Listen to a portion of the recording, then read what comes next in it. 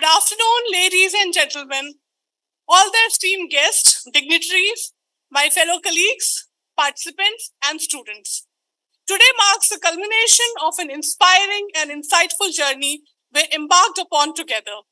As we gather here for the valedictory session of this conference, I am filled with a profound sense of gratitude and accomplishment. It has been an honor to witness the exchange of ideas, the forging of connections, and the collective growth that has taken place over these past 2 days. Throughout this conference, we have explored diverse topics, engaged in meaningful discussions, and learned from some of the brightest minds in their respective fields.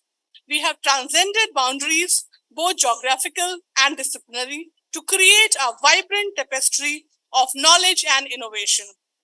As we reflect on the knowledge gained, connections forged, and ideas sparked during this conference, let us remember that the impact of this event extends far beyond these walls. The insights we have gained, and the relationships we have formed will ripple out into our respective communities and industries, creating a positive and lasting effect. In closing, I would like to leave you with a quote from Albert Einstein, who once said, "The only source of knowledge is experience." This conference has been a valuable experience for all of us, and I hope that the knowledge gained has been will inspire us to strive for excellence and make a difference in our respective fields. Thank you all again for your participation and dedication. I wish you all a continued success in all your endeavors, and I hope that our paths may cross again in the pursuit of knowledge and progress. With this, I would like to hand over the platform to Mr. Shreyash Kashyap and Ms. Harshita Agrawal, our student convener. Thank you.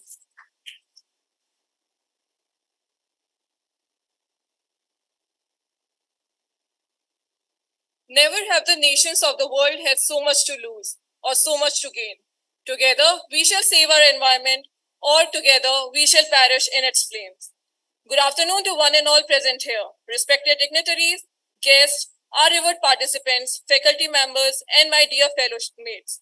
I, Harshita Agarwal, and I, Shreyash Kashyap, warmly welcome you all to the valedictory ceremony of the 6th edition of Transdisciplinary International Conference on Navigating and Fostering the Equitable World, Rebuilding Resilience for G20 in academic collaboration with Himachal Pradesh National Law University, Shimla, taking place on 12th and 13th of September 2023.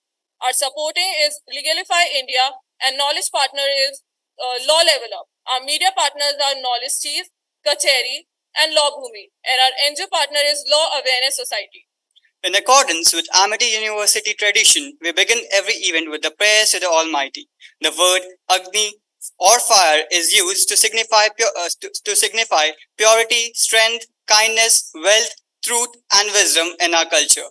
I'll request all the dignitaries on the dais to join us for the lighting of the lamp and Vandana.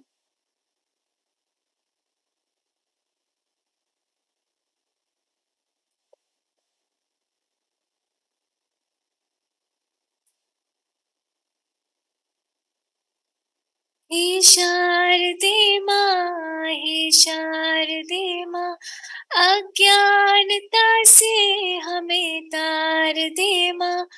तू स्वर की देवी है, संगीत तुझसे, हर शब्द तेरा है, हर गीत तुझसे।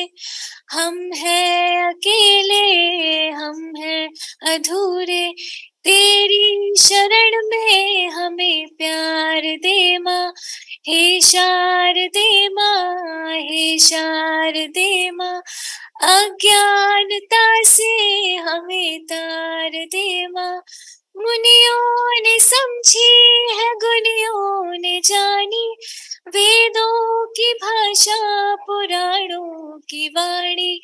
हम भी तो समझे, हम भी तो जाने, हमको उजालों का संसार दे माँ। हे शारदे माँ, हे शारदे माँ, अज्ञानता से हमें तार दे माँ। तू श्वेत वर्णी कमल पे विराजे, हाथों में वीणा मुकुट सर पे साजे, मन से हमारे मिटा दे अंधेरे, हमको उजालों का संसार दे माँ। हे शारदे माँ, हे शारदे माँ, अज्ञानता से हमें तार दे माँ, अज्ञानता से हमें तार दे माँ, अज्ञानता से हमें तार दे माँ।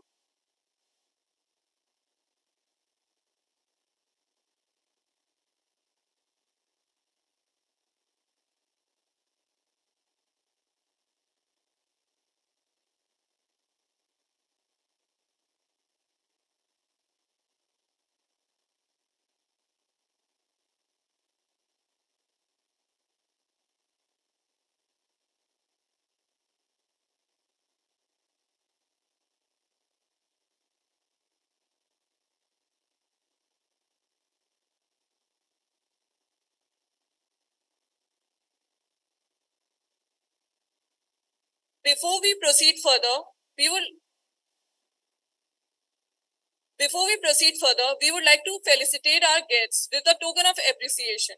I would like to invite Professor Dr. D.K. Pandopathy, Chairman, MET Law Schools, and Professor Dr. Shefali Raizada, Additional Director and Joint Head, MET Law School, Noida, to felicitate our guest of honor, Ms. Charu Pragya.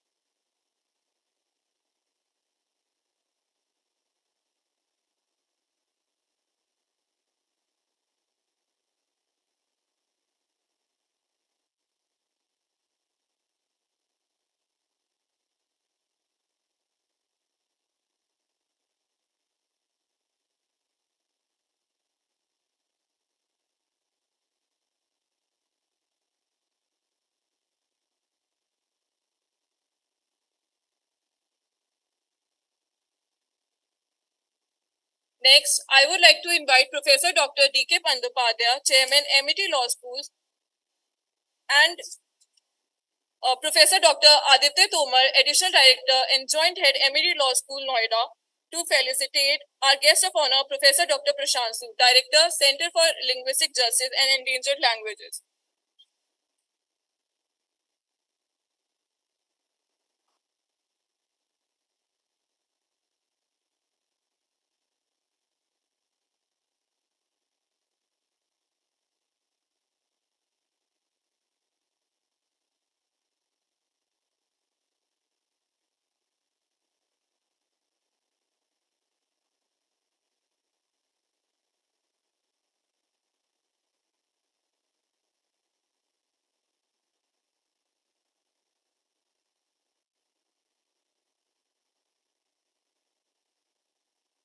Next, again, I would like to invite Professor Dr. D.K. Pandopathy and Professor Dr. Aditya Tomar to felicitate our next guest of honor, Mr. Anil Tirganagar, former Ambassador and Chairman, Confederation of Education Excellence.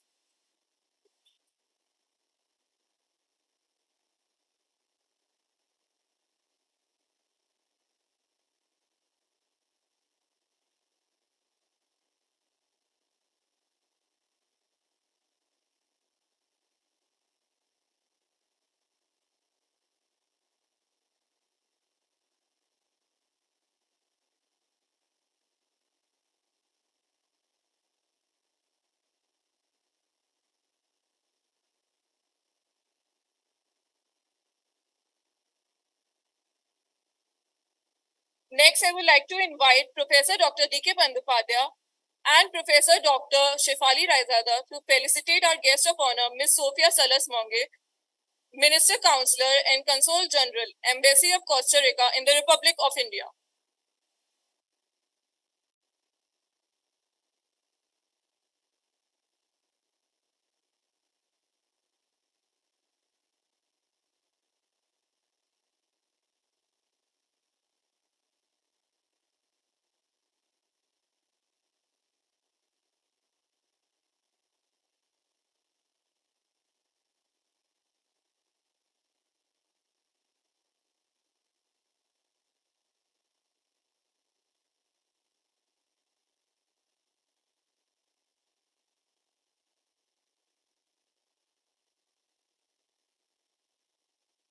Next, I would like to invite Professor Dr. D.K. Bandyopadhyay and Professor Dr. Shefali Raizada to felicitate our guest, Mr. Shailendra Bahadur Singh, District Social Welfare Officer, and a representative of Mr. Manish Kumar Verma, District Magistrate of Gautam Budh Nagar.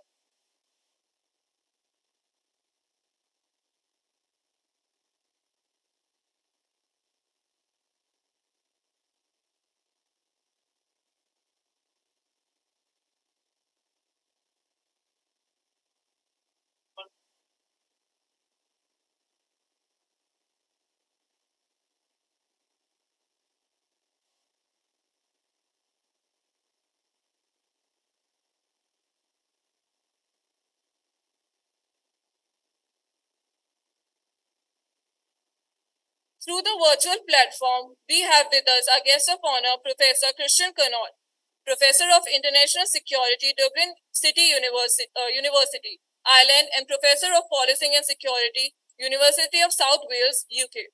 We welcome you, sir.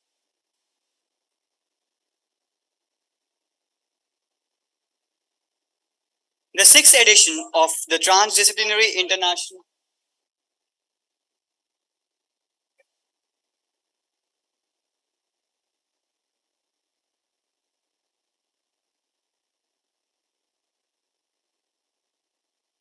The sixth edition of the Transdisciplinary International Conference has proved to be a successful congregation for the academicians, research scholars, students, professionals, and intellectuals who had the opportunity to share their opinions and outlooks towards the G20 goals. This conference gave an opportunity to the participants, attendees, and the technical chair to reflect and ponder upon the significance of one of the most dynamic concepts called multipartite, which has taken up beating around the world through the isolationist policies of few leaders. Transdisciplinary research is a research effort conducted by scholars from different disciplines of academia, working jointly to create new conceptual, theoretical, methodological, and translational innovations that integrate and move beyond discipline-specific approaches. The theme of this transdisciplinary conference is vividly based on identifying new avenues of research and providing recommendations for future initiatives to further enhance India's economic growth while ensuring sustainability and social inclusiveness. It is with this effort in mind that it is a privilege to welcome our distinguished guests and honorable dignitaries on the dais who have honored us with their presence today. Now, I would like to invite Professor Dr. Shefali Raizada Ma'am, HOI and Additional Director of Amity Law School, Noida, to welcome our guests and address the gathering. Ma'am is the Additional Director and HOI of Amity Law School, Noida. Thank you.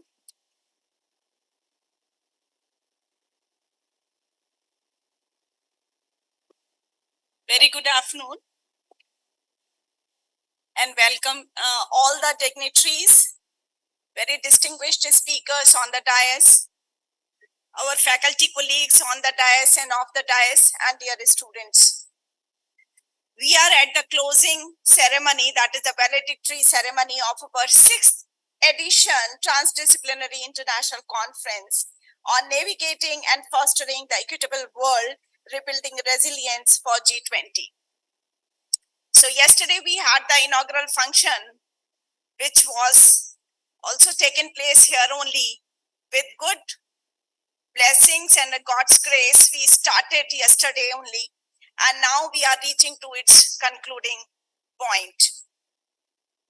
With God's grace and blessings, and also the blessings of our founder president, Sir Dr. Ashok K. Chauhan, with all motivation and good wishes of our young dynamic Chancellor, Dr. Atul Chauhan, certainly with all support guidance of our Honorable Vice Chancellor, Professor Dr. Balvinder Shukla, ma'am, and our Chairman, Professor Dr. D.K. Bandyopadhyay, it has been possible to conduct this event.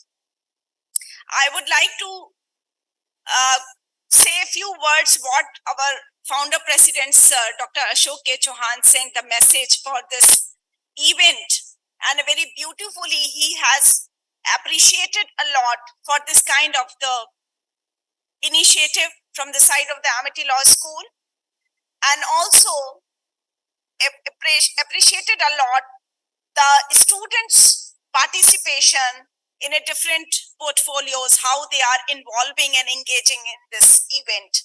So very beautiful message we have received, very academic, very full of blessings of our founder president. We received his message. So on this occasion, I would like to convey my gratitudes, first of all, to our guest of honor, Professor Christian Connaught, Professor of International Security, Dublin City University, Ireland, Professor of Policing and Security, University of South Wales, UK. Sir, we are really privileged to welcome you on this platform. You have taken your time to join us here in online. This is a hybrid mode kind of platform, and certainly we are very happy to connect with you on this valedictory ceremony. Thank you so very much for accepting and being present here and gracing the occasion. My highly regards and warm welcome to our next guest of honor, Ms. Charu Pragya, media panelist, BJP Youth Wing and National In Charge, Legal Cell and Co-In Charge, State of Uttar Pradesh. So, Charuji, I welcome you once again. So many times, whenever you have been here in Amity, I think I feel a strong connection with you, and our students are also appreciating a lot and have a good association with you. It's a really very kind to you. You are here on this platform and accepted our invitation on this platform. Thank you so very much for coming. Our guest of honor, Professor Dr. Prasad Chu, Director, Center for Linguistic Justice and Endangered Languages. Being a transdisciplinary and multidisciplinary conference on this platform, it's very important because language is always like a barrier. So, Director Prasad Chu being here is to address the student how through the language we can remove the barriers and how can the transdisciplinary in a real sense can take place. So thank you so very much for being with us and gracing this occasion. I also welcome Mr. Gopal Krishna Agarwal, National Spokesperson, BJP Economic Affairs. He would be joining shortly. So before his coming, I welcome him here on this platform. I welcome Mr. Anil Trigunagal, former Ambassador Chairman, Confederation of Education Excellence. Sir, we are really obliged to have you here and gracing this occasion. On behalf of the Amity Law School, Amity University, I welcome you on this platform. Thank you so very much.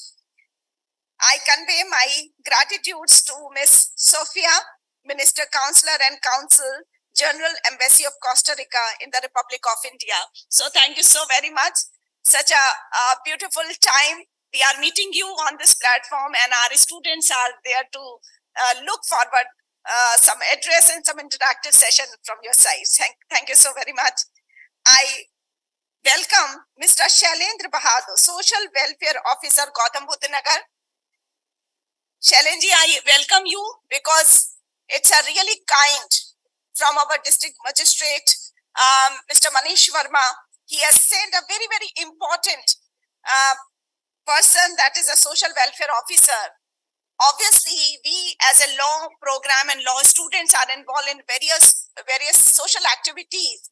And certainly he is there to tell you many things, how you can connect with the society, being a law students and law aspirants. So thank you so very much for coming. In a very short notice, we invited you and you accepted our invitation. Thank you so very much. I convey my regards to our chairman, sir, Professor Dr. D.K. Bandyopadhyay, for all support, all guidance, directions to conduct any of the activity. The Amity Law School, sir, always there to give the best in their best manner, the guidance, how to conduct it. Thank you so very much, sir, for entire directions and guidance from your side and gracing the occasion. I welcome Dr. Bhanu and Dr. Tomar, our counterparts. We are working here as the additional director joint heads. So thank you so very much, and all faculty members who are here and all dear students. Thank you. And once again, I welcome you all. Thank you.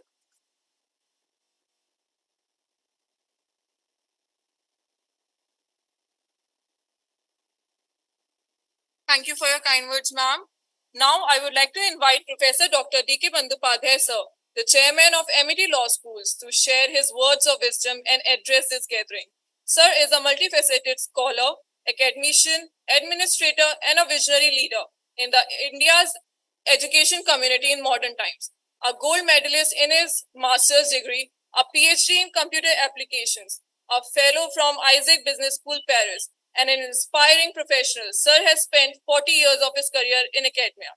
We welcome you, sir.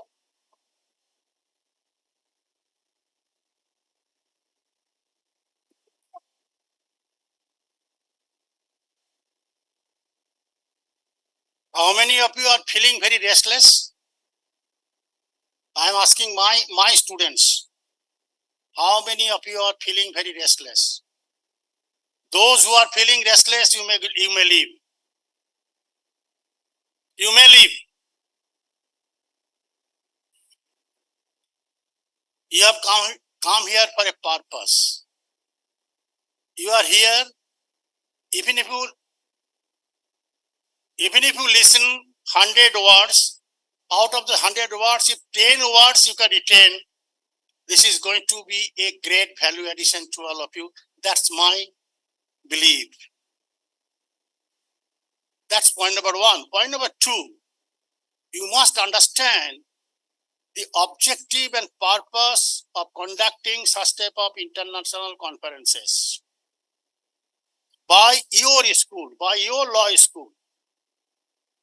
And one of the major objective for conducting this international seminar, international conference, so that what is happening around, not only your classroom teaching, you also come to know what is happening around.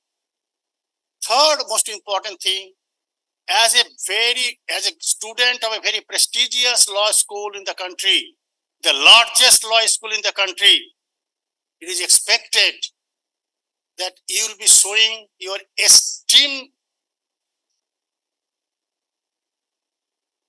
very well conducted behavior to the guests whom we have invited. If you are showing your very casual behavior, if you are showing your totally disrespect to the people who are sitting on the stage, it will be dishonor not only to them, but also you will be dishonoring your alma mater. Please remember it. So before I start, I thought I must put it in place that why this impatience. So good afternoon to all of you. Now I come back to the point because already our all guests have been welcomed by Dr. Sefali Raijada. They have been introduced to you. We have welcomed them. But certainly, I must mention their name. Professor Christian Connaught from University of South Wales. Charu Pragya, very, when you will be listening to her, you will be finding she is known as firebrand. तो किस तरह से fire निकालते हैं. The third, most important person for us, very old colleague, Prasansu, who is now with the National Law University, Delhi, and he is also working at the Center for Linguistics and Justice. That's the most important subject. Then Gopal Krishna ji, who is going to join in a few minutes from here, and our own ambassador, former ambassador, Anil ji. So we are really, really thankful to all of you. And Sophia, I was just mentioning her that you come from a country which is a very beautiful country. It's a Costa Rica. In the beaches of the Costa Rica, still if one can search, they can get the granules of gold, if I am not mistaken. And she hails from that country. Now you can imagine.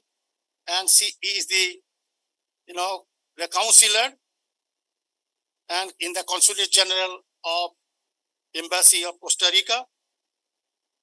And then our own dear brother, Sudhanshu.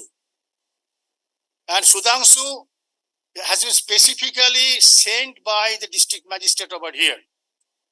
So district magistrate is known to us. I requested him, you should come and address to a student. And he said that I will be sending a person who is looking after our social welfare and as a law student, and he will be able to interact with them and give them the direction how they can be involved themselves for societal development. So this galaxy of the people sitting over on the dais, this is meant for you.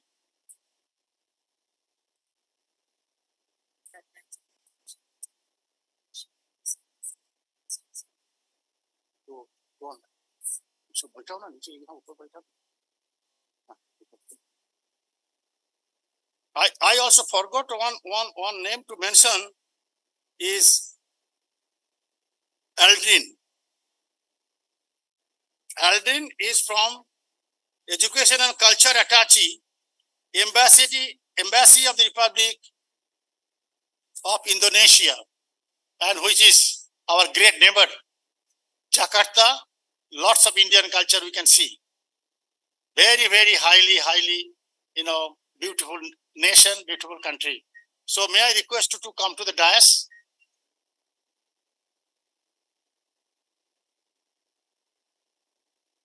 Now, dear student, come back to the topic, and which has been coined very, very planned way. And before I come back to the topic, you must also know, as a student of Amity Law School, Noida, what was the genesis of this conference? In 2016, Dr. Shefali Raijada came to me. He said, sir, Amity Law School, Noida, we like to have our own signature. What is the best way to create a signature? And we debated a lot, she debated a lot, I debated with my chancellor a lot, that ultimately chancellor agreed to publish a journal on multidisciplinary in law.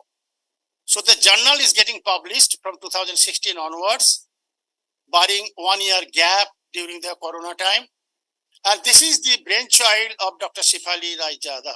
And with lots of deliberation, with lots of argument, with lots of disappointment, she pursued it, and that's how it happened. As a beginning of the signature. The second, she started telling, sir, when we talk about legal education, there is a transformation of the legal education during the early 80s by Bakshi and Madhavenan. And he brought the concept of the multidisciplinarity in the law education. How it is multidisciplinarity? Now, as a law student, you must also know the basic philosophy behind it. The first discipline, you study law. Second discipline, you study all non-law subjects. It may be political science, it may be history, it may be sociology, it may be psychology, it may be economics, it may be management, it may be commerce. As a second discipline, you studied it. Now, third discipline, we are also allowing you here that you can take human values and community outreach. You can take the military training program. You can take some courses from other discipline as an open elective. So we are giving you this 3-discipline approach, already bringing multidisciplinarity into our law education. It is already there. Then what else? That's how she argued. So now this is the time of transdiscipline or transboundary type of subject. Meaning thereby, a law student will be studying some engineering program. Law student will be studying some fashion technology related program. Law students will be studying, of course, management, they are studying it, psychology, they are studying it. They may be studying film and drama. They may be studying music, which is beyond the discipline. And NEP 2020 has given us the direction. Of course, Bar Council is yet to come, but tomorrow it is going to come. Because when this integrated 5-year program came, Bar Council tooth and nail opposed it. But subsequently, there are no other alternative but to accept it, because due to the change of the environment in the countries, in the national scenario. Now, same way it is going to happen in the transdisciplinary cases. Now, if you want to build up this transdisciplinary type of legal education, what Amity Law School is trying to propagate to make a signature of itself, like Delhi University made during the early 80s. And we try it, we put our efforts. So these are all the beginning, having conferences, having seminar, having symposium. And it demands lots of understanding, lots of comprehension, lots of deliberation and discussion to develop these narratives. She has been conducting these conferences for the last 5 years. This is the 6th year she is conducting it. Got enough material to see that how the multidisciplinary and law education go hand in hand. That's the most important thing. And that is the way how the education is going to be, that, you are not dependent on anybody. You are not only dependent on one discipline, but you are going to dependent on multidiscipline, because nowadays it's the days of multidisciplinarity, transdisciplinarity, transmodal. Now, we have already started doing it. We are allowing some of you, or all of you rather, to spend 5 weeks abroad. Go there, get some coursework done in some of the best of the universities, write a country report so that it enhances your horizon. It enhances of your thought process. It also gives you the exposure how the other countries' law students are behaving. Now, with the whole objective of this conference has been planned. So I must congratulate once again to the organizing team, who actually relentlessly worked, along with my students, volunteers, those who volunteered. They came, they worked together, Sati Kaushal, along with Sati Kaushal, Dr. Sati Kaushal, and meticulously they planned for everything with the guidance, very able guidance of Dr. Shefali Raijada. And whatever today we see, culmination of that. Yesterday we started, so many papers were presented, deliberated. Now I believe some of them will be finding their places in the journal, or I would request them if some edited books can be come out of those papers presented. So that will be the outcome of our deliberations.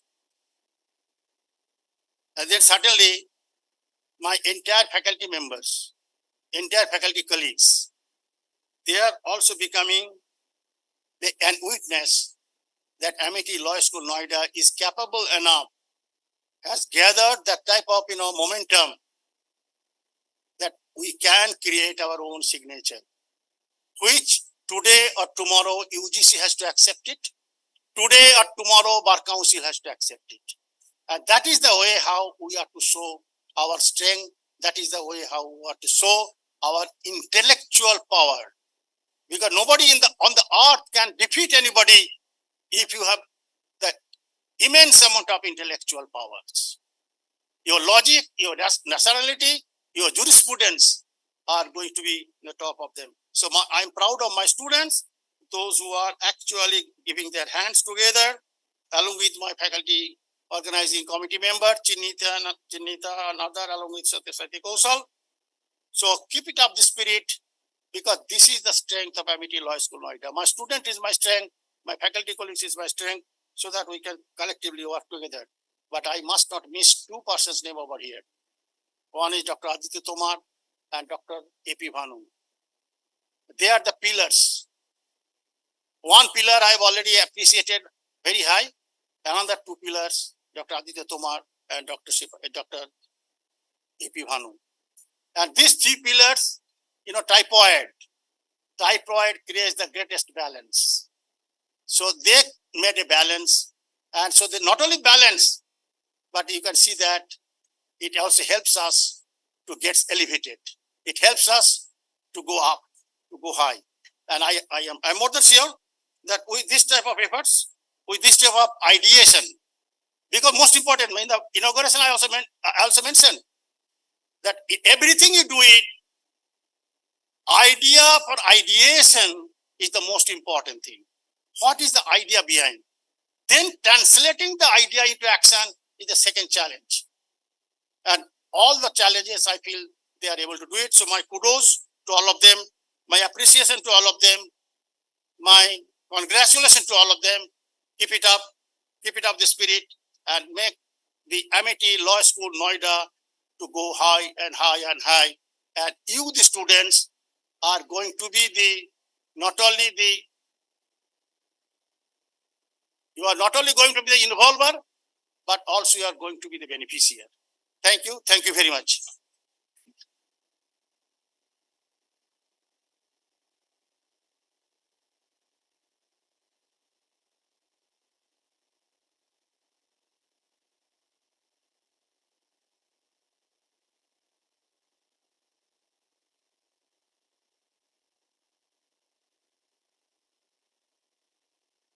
With the greatest pleasure, I would like to invite our guest of honor, Mr. Gopal Krishna Agarwal, National Spokesperson, BJP and Economic Affairs. We welcome you, sir.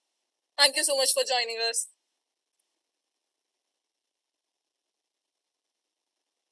Now I introduce Ms. Sophia Salas-Monge. Ma'am has worked both locally and internationally with the International Organization for Migration. More recently, she served as coordinator of joint program financed by Joint Fund for the Sustainable Development Goals. With the Ministry of Foreign Affairs, she served as Minister Counselor and Consul General at the Embassy of Costa Rica in the Republic of Korea.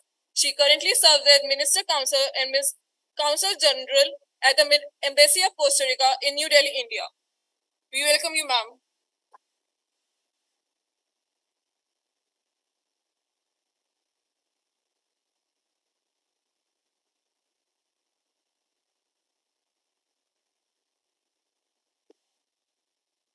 Thank you very much, and good afternoon. Namaste. I'll try to shorten my speech, and I thank the organizers for placing me as the first spokesperson. I understand we have many in line, also virtually connected. I apologize because I need to depart before the end of the program, so much appreciated for accommodating my participation now. So first of all, I would like to start by thanking once again Amity Law University, Mr. Chairman, the organizing committee for their warm hospitality and for the invitation extended today.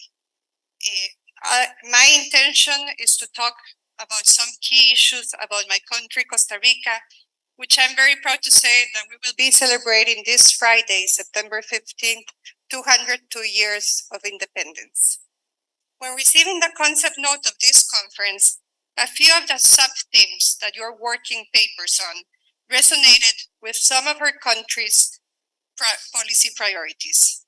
This is the case, for example, and I noted that down, of the importance of promoting energy efficiency, renewable energies, and technology, the significance of transparency and integrity in public and private sectors, the need to streamline the economic, social, and environmental dimensions of development, the importance of prioritizing education and making it accessible, and not only accessible, but affordable and equitable, the need to reduce the gender gap in the workforce, as well as the value of promoting tourism as a means of economic development, to only name a few.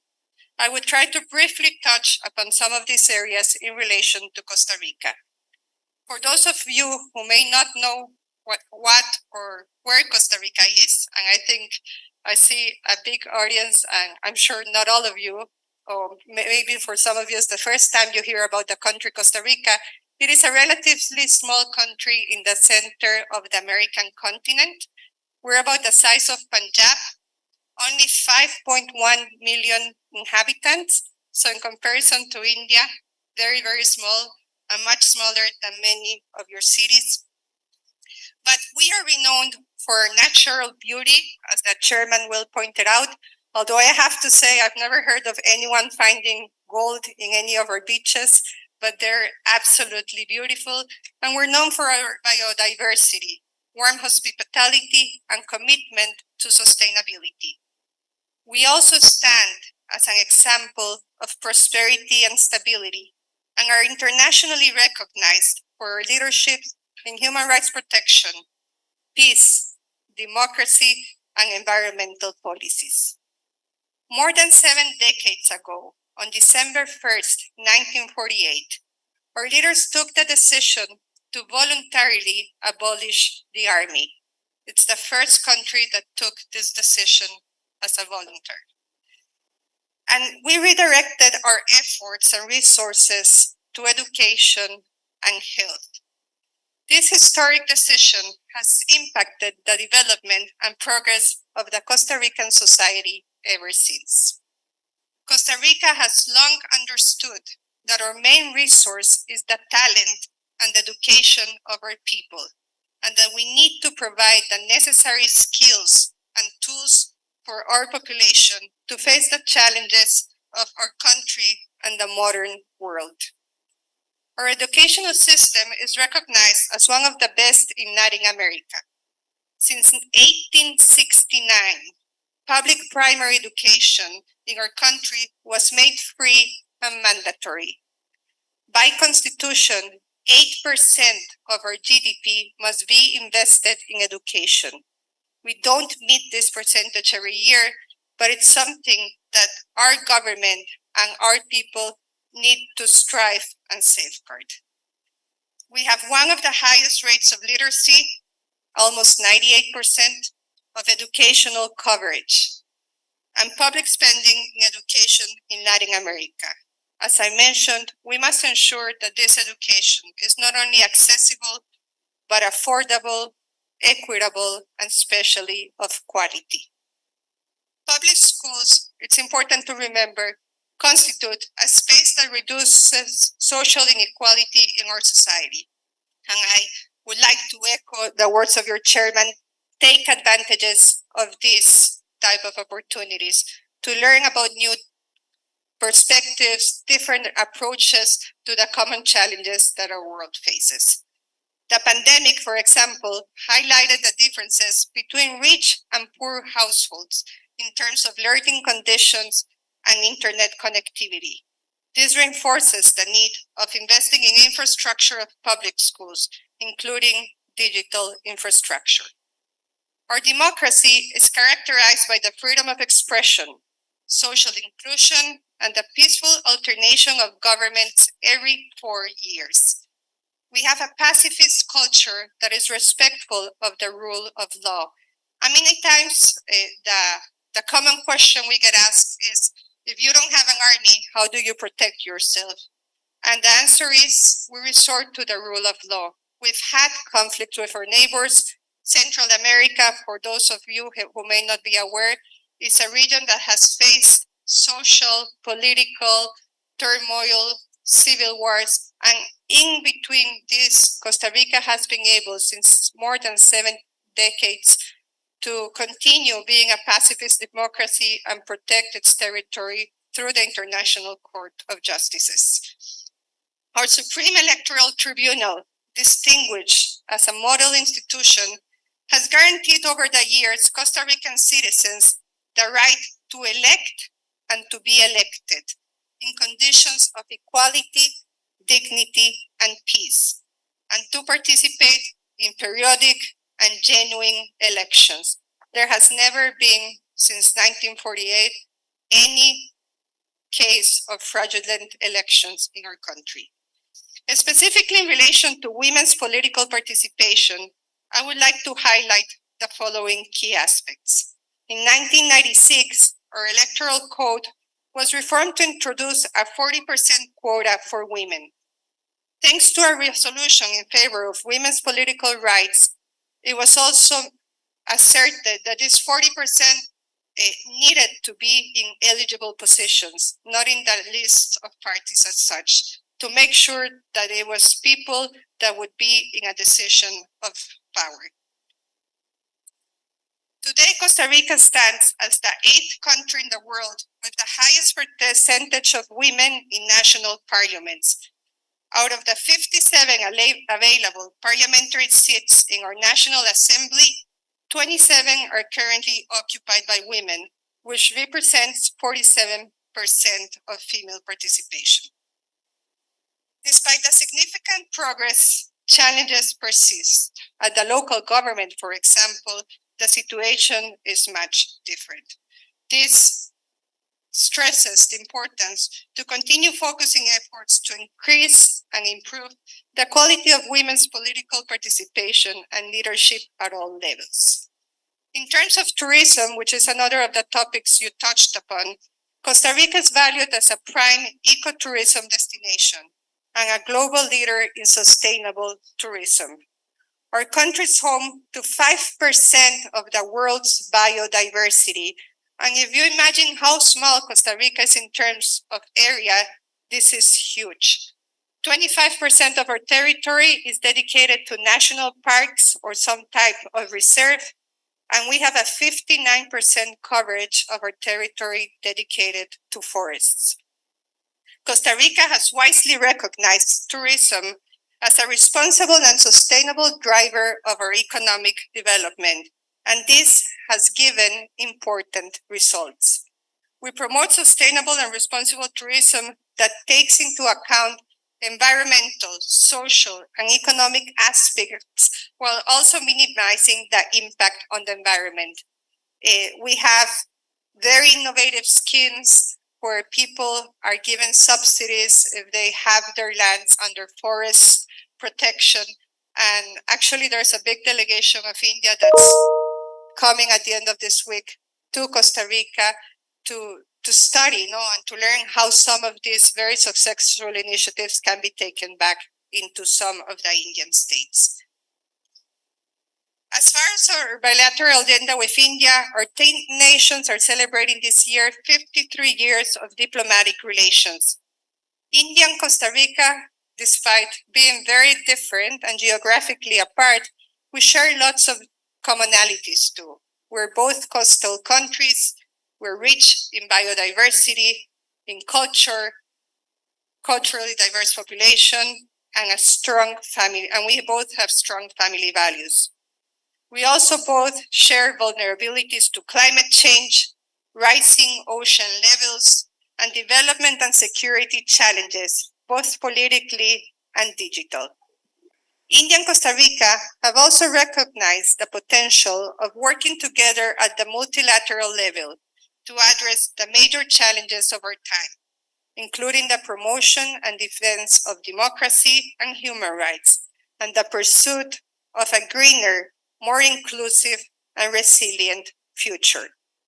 Following the recent G20 meeting, I think, which highlighted the importance of coming together to reach consensus, as well as the leadership that the Global South can have in the world arena, I think the value of partnering on strategic issues becomes ever more important.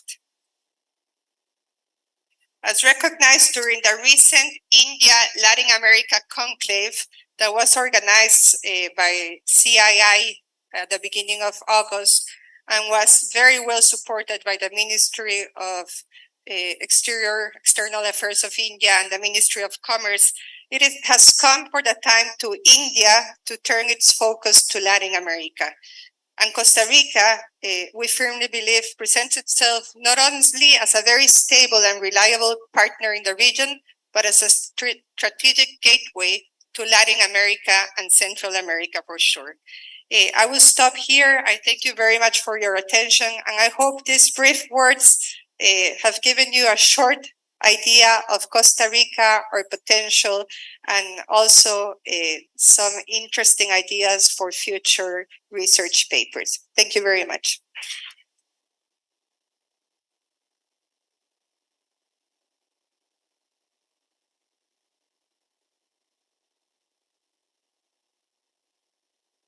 Thank you so much, ma'am, for such insightful thoughts. It is a matter of honor to have amongst us Mr. Anil Trigunayat as our guest today. Sir is a member of Indian Foreign Service. He has served in the Indian Mission.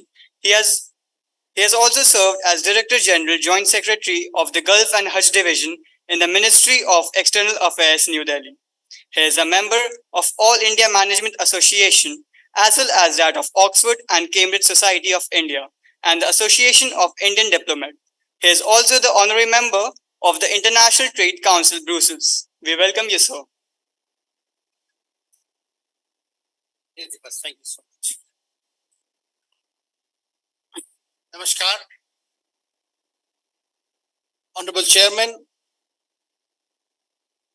distinguished panelists here, esteemed faculty, and dear students. Firstly, I must apologize and thank my fellow panelists for yielding this space because I have to return to chair another session and I thought I would be there in time. So thank you so much. Friends, I would like to talk a little bit about G20, which has been basically the theme. And in my view, this is the India moment. One of the biggest diplomatic victories that India has done or got in recent times.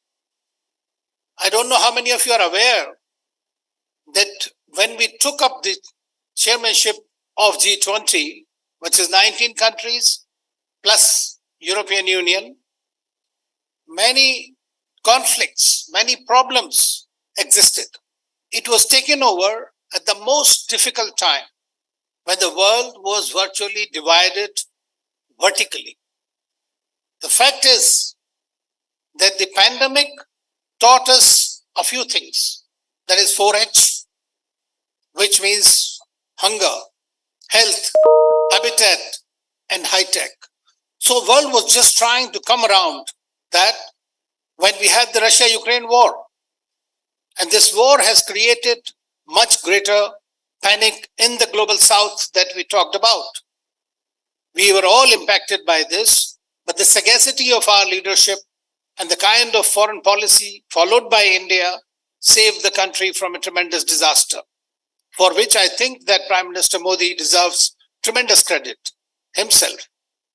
At the same time, these 4 Fs, you must understand what are these because they are going to define the life that you're going to go ahead with. First was weaponization of the financial instruments by the Western countries, United States, which means shutting out Russia from the SWIFT, which conducts all the transactions all over the world, and then confiscating their $360 billion as a part of the sanctions, which means that the confidence in the Western financial system has been significantly undermined. And then Russia, in turn, started weaponizing the energy, the fuel, fertilizers, food, which is impacting everyone, especially the poorer countries. So in this time, when you have a grouping of the countries which wants to condemn Russia and Russia's invasion, and on the other hand, Russians and Chinese together don't want to allow this to happen, it was such an impossible task. But India has achieved the impossible, and that is something you must celebrate. I would urge you all to read the joint communique because it is not what has been agreed to. It is something that is going to address the future course. So I'm quite happy that at this time, the Amity University, where I always love to come back, has organized this interaction. We must understand that G20 is not some distant event. It is for the first time in the world history, or 20 years of G20, that it has been taken to every nook and corner of a country. Most countries have held these in either 5, 10 or capital cities. This time, India has taken it to 60 odd cities, different parts of India. More than 220 conferences, covering every single dimension. So what are their recommendations, whether it is digital public goods? So when India talks about anything, it talks in terms of globality, in terms of universalism. And that's why everybody hears the word Vasudhaiva Kutumbakam. It is not simply fashionable to say so. It is very much a part of India's being, in our being. It is in our DNA. So when we look at something, we think of others.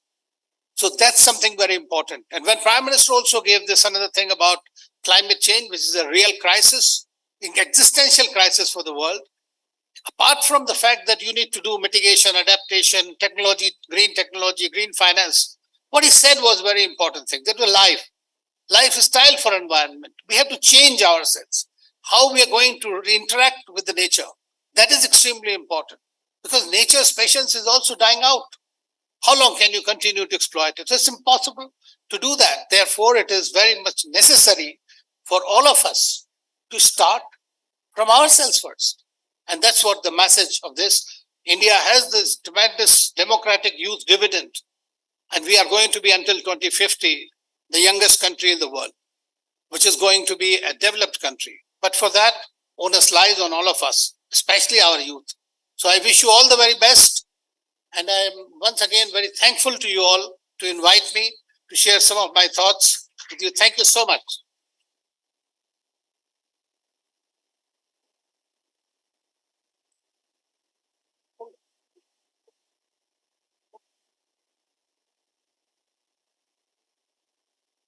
Thank you so much, sir, for your words. Now, we would like to felicitate our guests with a token of appreciation, for which I would like to invite Professor Dr. D.K. Bandyopadhyay and Professor Dr. Shefali Raizada to felicitate our guest, Mr. Gopal Krishna Agarwal, National Spokesperson, BJP, Economic Affairs.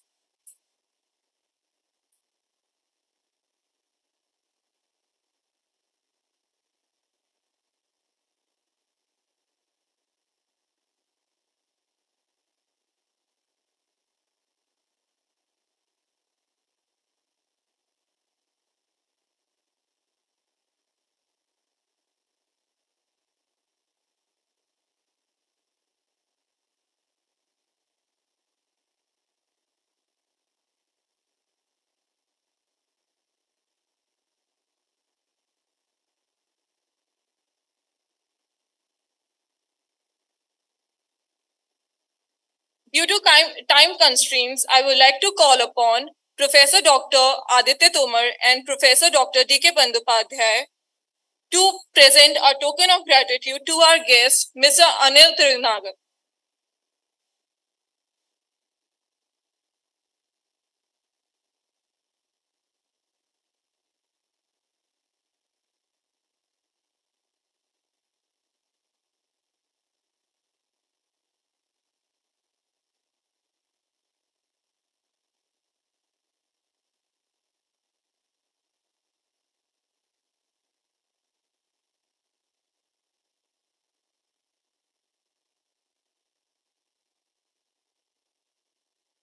Further, I would like to call upon Professor Dr. D.K. Bandyopadhyay and Professor Dr. Shefali Raizada to present a token of gratitude to Miss Sophia Salas Monge.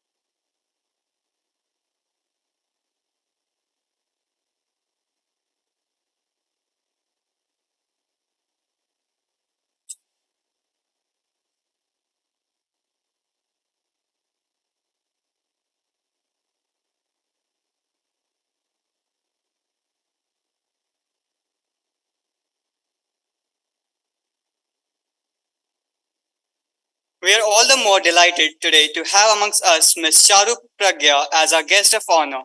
Ma'am is a lawyer politician who is a national media panelist for BJP.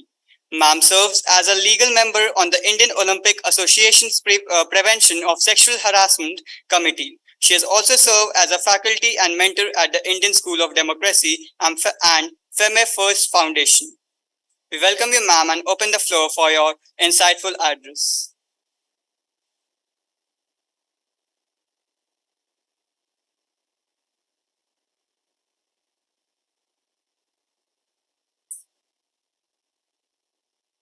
Quicker?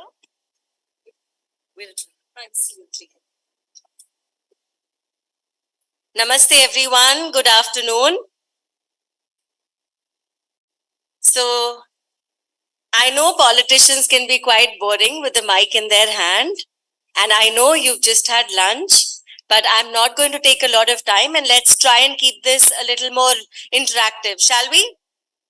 Quiz कर ले क्या? चलेगा quiz? जागना पड़ेगा quiz के लिए सबको.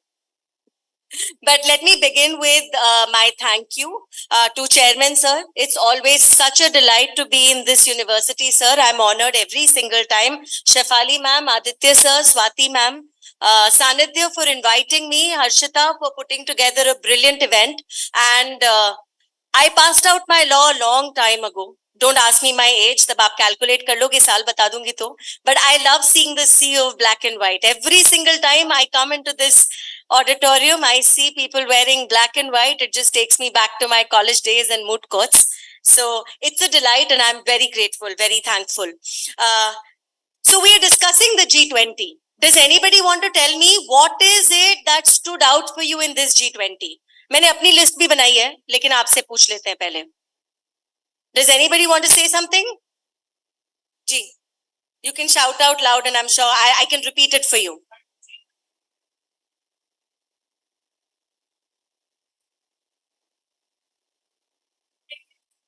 Issues of global. Perfect. All right. But what did G20 in India do? मैं बहुत जल्दी से, क्योंकि मुझे बोला गया है 10 मिनट भी मत बोलो, तो उससे भी कम मैं बोलती हूँ. And I'm going to sum this up the way I see it. So what was the most important thing about this particular G20 for me? Under Modi ji's guidance, it was about Jan Bhagidari. Jan Bhagidari सुना है सबने? सुना है ना? जिसने no बोला उसको मैं बोलूंगी पढ़ाई करो बेटा, पास कैसे होगे? So Jan Bhagidari basically means that we have taken ownership of our summit. And didn't we do that when we take this summit to 60 cities, conducting 200 meetings?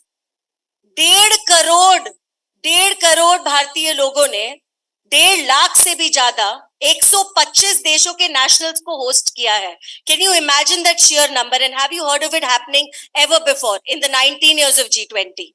So we did it. We are showing India in its truest sense, not just our capital city, but our smaller cities, tier 2 cities, tier 3 cities, taking the villages to the world. When we talk about being vocal about our country, we are not just talking about it, we are walking the talk. And I think this Jan Bhagidari was a very beautiful aspect of this particular G20. Another thing that stood out for me was when we say Vasudev Kutumbakam. इसका मतलब तो पता है ना, जिसको जन भागीदारी नहीं पता था उससे पूछ रही हूं मैं.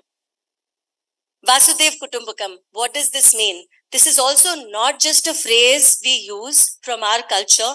It has significance for us because again we walk the talk. तो जब हम जन भागीदारी की बात करते हैं, जब हम inclusiveness की बात करते हैं, can we be a group of nations जहां पर African Union के 55 countries का representation ही नहीं था? Is that possible? G20 in India has made that possible. Now, the countries of the African Union, all 55 of them have a place at the decision-making table. And not just the African Union countries. Now we are talking about bringing women to this table. So, when we talk about women empowerment, बहुत बार ऐसा हो जाता है कि वो बातें बातें रह जाती हैं. Now we've moved beyond that and we are talking about women-led development. So whether it is women leading our moon mission, women leading the team who make the vaccines for our countries, or women on the decision table when we talk about G20 issues. Last thing, and I'm going to wrap it up after this. पहली बार ऐसा हुआ है G20 के 19 सालों में that 100% consensus was reached for our Delhi Declaration. This has never happened before, and I want to stress about how important this was. This is an achievement not just for India's diplomatic strength. This also talks about our soft power in the gentle way in which we could conduct these 300 plus meetings, write these 83 paragraphs, 15 drafts of them, and get every single country to sign in unanimously. That has never happened before. And I think this is a great achievement for our country. This talks about the arrival of India on the global platform in even a bigger manner than it has till now. So whether it is securing more finance, for climate, हम हमेशा बोलते हैं ना कि climate and sustainability पे काम करना चाहिए, but काम करने के लिए पैसे कहाँ से आएंगे? Global finance had been stopped. Now we have renegotiated that. We're opening up new corridors of trade. So the India, Middle East and European corridor is going to cut down the threats that we face from other areas of the world. This is a huge, huge achievement again for the world. And we've talked about the Global Biofuels Alliance. Even that's important, and we can get into further details. But I hope you had a chance to discuss all of this over the last 2 days. I'm sorry, मैं थोड़ा सा professor type बात कर रही हूँ, because it is, such a sense of pride for me today to look back at the achievements of G20 for us. So देश भर में हमने celebrate किया, दुनिया भर को हमने celebrate किया, और उसके बाद the achievement of this G20 is one which had never been done before. So this was not just a meeting of people coming together and sitting on a conference table. We had concrete results, and that is the achievement of Bharat Sarkar today. I'm very proud to be an Indian. And thank you so much for your time, your attention. It's always a pleasure and a delight to be here. Sabka dhanyavad. Pranam.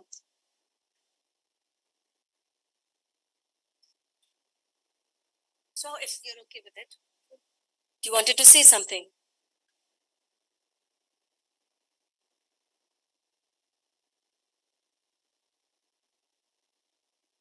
Oh, that's wonderful. And see, BJP is... we'll... yeah, sir, nahi, kuch nahi bol rahi, sir. Aapko tension nahi de rahi main. He wants to know what's the procedure to join BJP as a young lawyer. I'm glad you're saying this, because political participation is extremely important when you're a part of a democracy. Your voice matters, and I'm so happy you want to make it matter. I'll share more details, but the easiest thing is website पर जाओ, अपने आप को register करो, tweet कर दो अपने area के local leaders को ढूंढ के. That's how simple it is with BJP, right? Just like find the correct handle of your local leaders, your MPs, maybe the state president, tweet out and just say that I want to be a part of the team. सबके लिए जगह है. That's the beauty of our party. Thank you. Can we...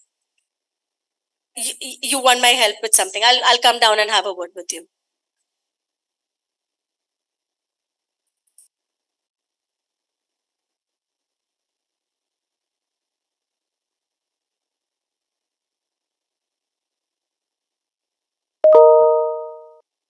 Thank you, ma'am, for such an interesting session.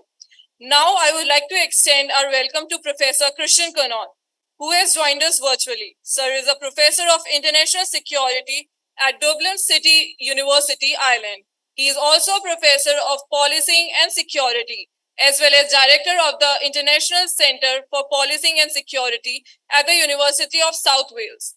In addition, he is Jean Monnet Chair, director of the Jean Monnet Centre of Excellence, and director of the Jean Monnet Network on EU counter-terrorism. We welcome you, sir. Good afternoon. Good afternoon. It's such a pleasure to be there with you today. I hope that you can hear me okay. Yes? Good. So thank you so much for the invitation. I'm greatly honored to be there on your important day today.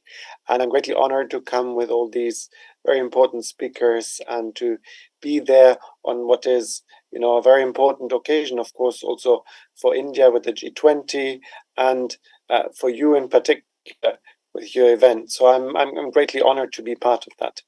Now, what I would like to discuss is, of course, one of the issues that is part of my own expertise, but it is also an issue that I think is of great importance to India and has been for a number of years, and that is the issue of terrorism and security that I want to discuss a little bit in more detail. Terrorism is one of those issues that has been widely used. I would argue not always very well understood, partly because it was also part of a media hype, certainly in the West and certainly after the events of 9/11 in the United States. Then later in Europe, we had several other terror attacks in Madrid and London, more recently Paris, Nice, Brussels, Berlin, and many others. And of course, you have had many tragic events also in India. So it is indeed, despite the kind of return of territorial war to Europe as of more recently, it is one of the greatest security threats of our time. And as such, it is something very important to think about. In general, we can define terrorism in different ways in terms of state versus non-state-based terrorism. We can define national versus international terrorism, of course, especially jihadi Islamist terrorist is in the latter category. We can define terrorism also in terms of political motivations, in terms of ethno-nationalism, for instance, groups such as ETA in Spain, or ideological groups, very often far-left groups such as the Red Brigades in Italy, or the Baader-Meinhof gang in West Germany at the time in the 1970s, FARC in Colombia, Shining Path in Peru, or religious-political groups like the Hamas, the Islamic Republic of Palestine in inverted commas, and of course, single-issue groups that we've also seen as of more recently that so far have not caused death yet, but have actually caused damage to property. In terms of how to deal with terrorism, we've seen... Yes? Yes? Can you hear me? Please continue. Okay. In terms of efforts, how to deal with that, in terms of also the law, we've seen a variety of different ways. One of the ways in Europe in particular, so I'm going to talk a little bit about Europe because, of course, that is my area of expertise. We've seen bilateral efforts and we've seen multilateral efforts. An example for bilateral effort, for instance, has been that in terms of collaboration between Spain and France in the fight against ETA. Firstly, pre-democratization of Spain, still under General Franco, and then post-General Franco with a democratic Spain. In 1979, France, as a result of the democratization of Spain, abolished the possibility for refugee status for Spanish citizens. Prior to that, for instance, during the times of General Franco, it was possible for Spanish citizens to flee to France and to get refugee status, even if they were linked to ETA, precisely on those political grounds, because France would have considered the fight against General Franco one that is a freedom fight, and therefore they would have granted refugee status. This continued the collaboration between Spain and France in the 1980s, in particular after the joining of the European Community and then later the European Union of Spain, and culminated in 1993 in the arrest of ETA's Barcelona cell. So very strong bilateral collaboration that really continued as part of the European Union structures.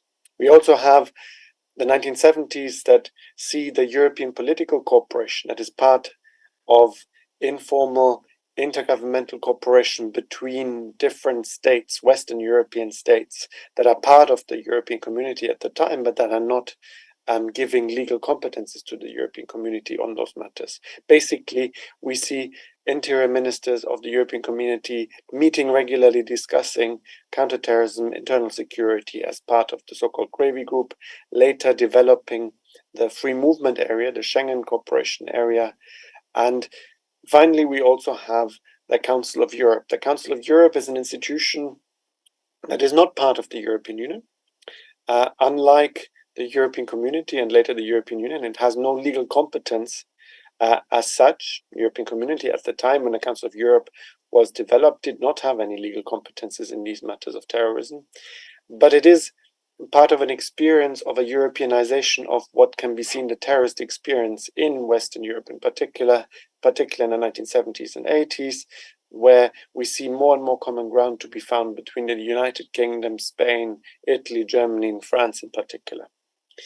In 1949, they created this institution, the Council of Europe, in Strasbourg, an organization of voluntary cooperation without any supranational characteristics, relatively weak instruments, only as a political framework where those states could collaborate, address political issues. They adopted a number of important legal conventions, Council of Europe conventions, that later became part of what the EU defined its legal acquis. So all of the legal frameworks that the EU adopted that any new member state had to adopt in the future.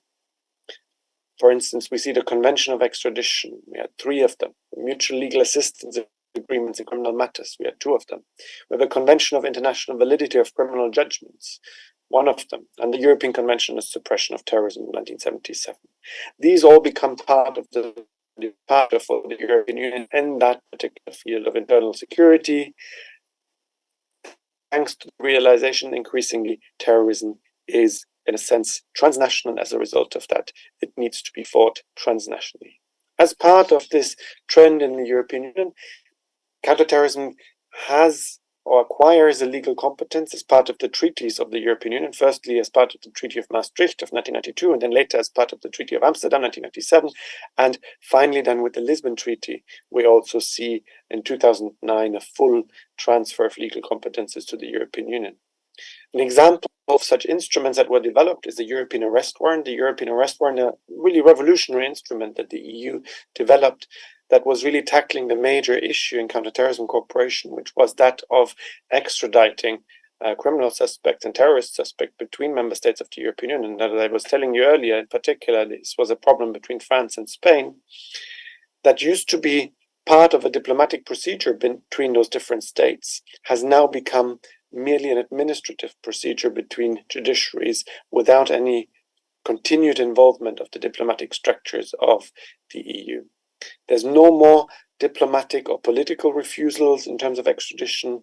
There's an abolition of the principle of dual criminality and a mutual recognition of criminal judgments, meaning that, in fact, a European arrest warrant has to be executed as long as it falls under the scope of the European arrest warrant. Judiciaries in the different EU member states no longer have latitude to not execute such an arrest warrant against terrorists.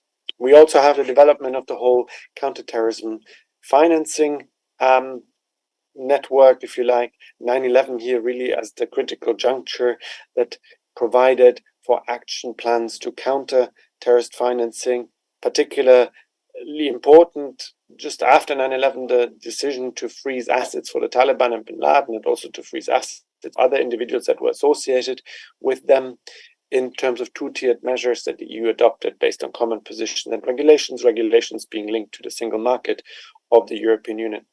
Very strongly influenced here, of course, also with the decision taken by the UN Security Council, here in particular UN Security Council Resolution 1333, where all member states should freeze all those assets that are mentioned by bin Laden and associates. The drawing up of the 1267 committee that drew up and updated the list of those individuals associated, over time a proliferation of names, and the EU that then transcribes those lists and those into EC law via committee of the European Union. We also have the UN Security Council Resolution 1373 here, the prevention and suppression of financing measures that was part of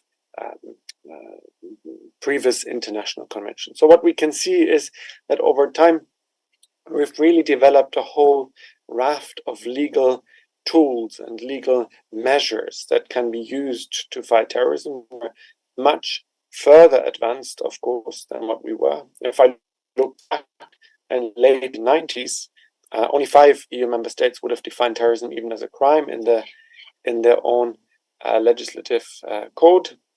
And now, obviously, all of them have to define it as a crime. All of the EU member states have terrorism clearly defined as a crime. There's a certain harmonization of the criminal definitions inside of the European Union. There is a certain approximation in terms of criminal penalties in all of those kind of issues.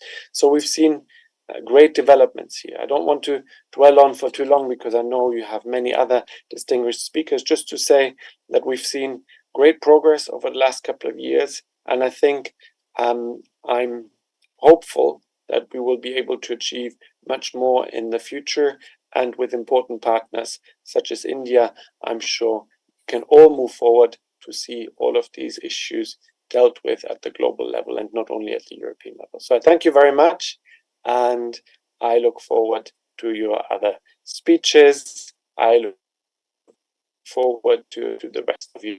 Thank you. Thank you so much for your kind words, sir. Next to grace the event, we have amongst us Mr. Gopal Krish Agarwal. Sir is the national spokesperson of Bharatiya Janata Party for Economics Affairs. He is a fellow member of Institute of Chartered Accountant of India. He is former independent director on the board of PSU, North Eastern Electric Power Corporation, and member of the Board of Governors at the Indian Institute of Corporate Affairs, a think tank of Government of India. We welcome you, sir.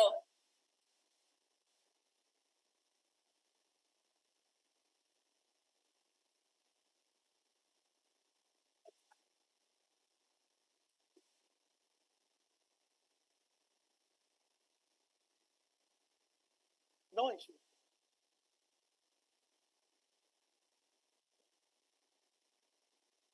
नमस्कार. हाँ. Yeah. हाँ. Sir, just Yeah. sorry, just a second.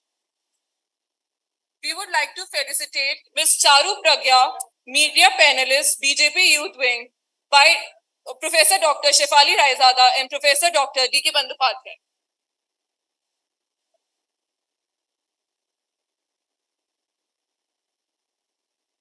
We would like to call upon Mr. Gopal Krishna Agarwal, National Spokesperson, BJP Economic Affairs. Thank you.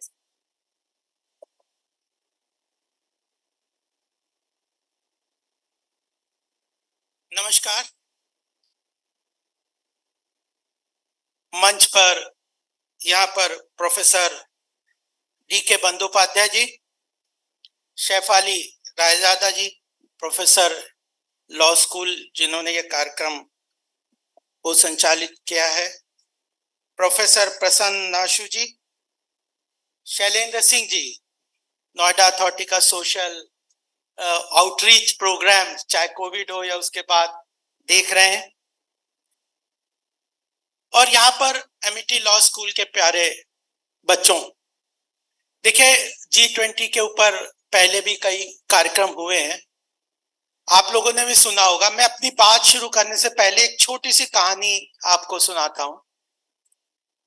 आप सबने सुना होगा कि 2008 में global financial crisis हुई थी. क्योंकि मैं इकोनॉमिक अफेयर्स देखता हूं पार्टी में, तो मैं कुछ बातें आपके सामने रखना चाहता हूं. ध्यान से सुनिएगा, क्योंकि आगे आप लोगों के कैरियर के लिए ये सब बातें आपके जीवन में बहुत काम आएंगी.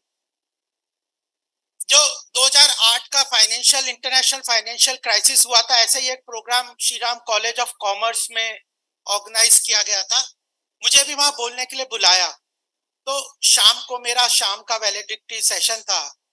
मैं वैलेडिक्टरी सेशन में बोलने के लिए आया, तो काफी स्टूडेंट्स वगैरह दिन भर से काफी देर से वो सुन रहे थे, और उसमें कुछ फॉरेनर्स भी थे, और वो बता रहे थे कि इंटरनेशनल फाइनेंशियल क्राइसिस हुआ, ऐसे उसके बाद हम लोगों ने टैकल किया, इस तरह से. तो मैंने एक कहानी उस वक्त मुझे ध्यान आई, मैं वो आपके सामने सुनाना चाहता हूँ. उसको G20 से उसके बाद जोड़ूंगा.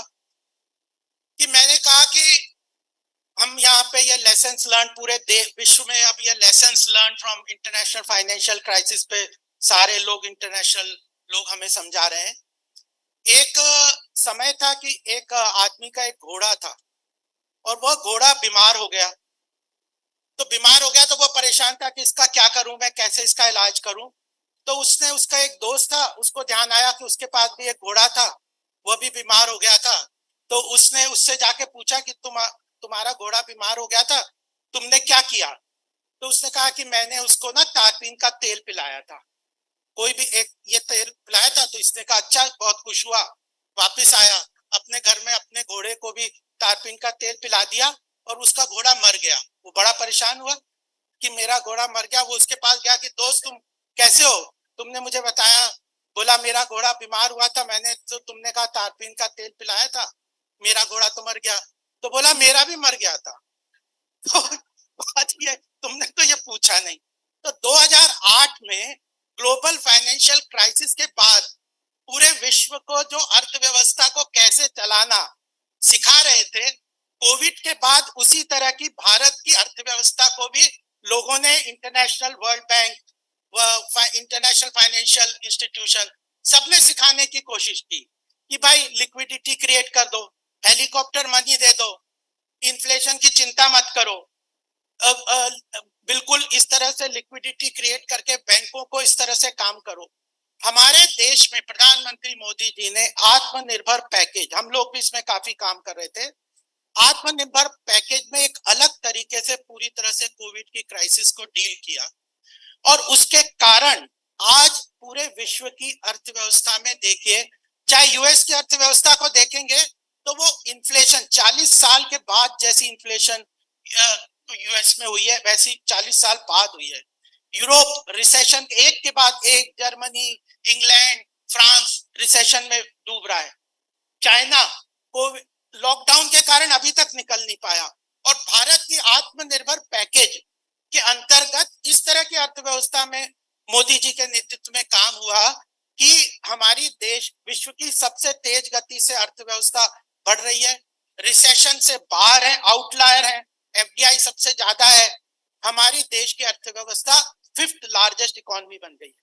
तो मैं ये बताना चाहता हूं कि 2008 और 2023 में फर्क यह है कि भारत के अंदर वो स्वाभिमान नेतृत्व में है कि हम अपना रास्ता खुद बनाएंगे, हम अपना रास्ता खुद देखेंगे, हम रास्ता अपना चुनेंगे और ग्लोबल लीडरशिप के लिए आज अमृत काल में मैं यहाँ बता के जाना चाहता हूँ कि भारत प्रधानमंत्री मोदी जी के नेतृत्व में तैयार है विश्व की लीडरशिप को एज्यूम करने के लिए। और यह हम लोगों के लिए बड़ी बहुत स्वाभिमान की बात है, आत्म सम्मान की बात है कि आज G20 उसका एक आउटकम है। अभी बंदोपाध्याय सर से मेरी बात हो रही थी कि क्या हम G20 ये तो एक आउटकम है, एक छोटी सी बात है। आप क्वेड मल्टीलेटरल प्लेटफॉर्म देख लीजिए, ब्रिक्स का मल्टीलेटरल प्लेटफॉर्म देख लीजिए, आसियान कंट्रीज में देख लीजिए। भारत को अपने आप में लीडरशिप के रोल में भारत ही नहीं पूरा विश्व इस बात के लिए मानने के लिए तैयार है कि भारत आने वाले समय में ग्लोबल लीडरशिप को एज्यूम करने के लिए तैयार है, उसकी कैपेसिटी है। और हमारे लिए आखिर यह सब बात तो ग्लोबल जियोपॉलिटिकल सेटअप में चाहे रशिया यूक्रेन वॉर हो और भी तरह की बातें, ये सारी बातें आप लोग प्रोफेशनल स्टूडेंट्स हैं, आप जानते हैं, ग्लोबल इंटरनेट और गूगल का टाइम है, आप ढूंढ सकते हैं। लेकिन अल्टरलाइंग बात यह है कि विश्व आज इस बात को मान के चल रहा है कि आने वाले 1-2 दशक में विश्व की आर्थिक व्यवस्था भारत की तरफ घूम रही है, भारत की तरफ, भारत उसको लीड करेगा और भारत अपने आप में तैयार है। हम सब लोगों को उस चीज को समझते हुए, तैयार करते हुए अपने कैरियर को उससे ओरिएंट करना चाहिए। किसी ने बोला कि मैं पॉलिटिक्स में कैसे एंटर कर सकता हूँ, कई लोग सोचते होंगे कि विच कैरियर आई शुड आइडेंटिफाई। मैं तो ये बता रहा हूँ G20 का जो डिक्लेरेशन है, दिल्ली डिक्लेरेशन, इसमें 2 चीजें हमें अल्टीमेटली देखना चाहिए। वसुधैव कुटुंबकम की भी बात हुई है। आज भारत की जो पुरानी फिलॉसफी है, भारत का जो विचार है, भारत की जो संस्कृति है, उसको ग्राउंड लेवल पे, इंटरनेशनल लेवल पे प्रधानमंत्री मोदी जी ने लेके आ गए। वसुधैव कुटुंबकम, 1 फैमिली 1 नेशन 1 फैमिली 1 फ्यूचर, यह कॉन्सेप्ट को उन्होंने केवल शब्दों में नहीं ला डाला, बल्कि वैक्सीन मैत्री के अंदर पूरे विश्व को जिस तरह से आईपीआर को हटा के पूरे विश्व के साउथ अफ्रीकन कंट्रीज को वैक्सीनेशन प्रोवाइड किया फ्री में, और जिस तरह से कम दाम में प्रोवाइड किया, वो अपने आप में विश्व में अनोखा एग्जाम्पल है।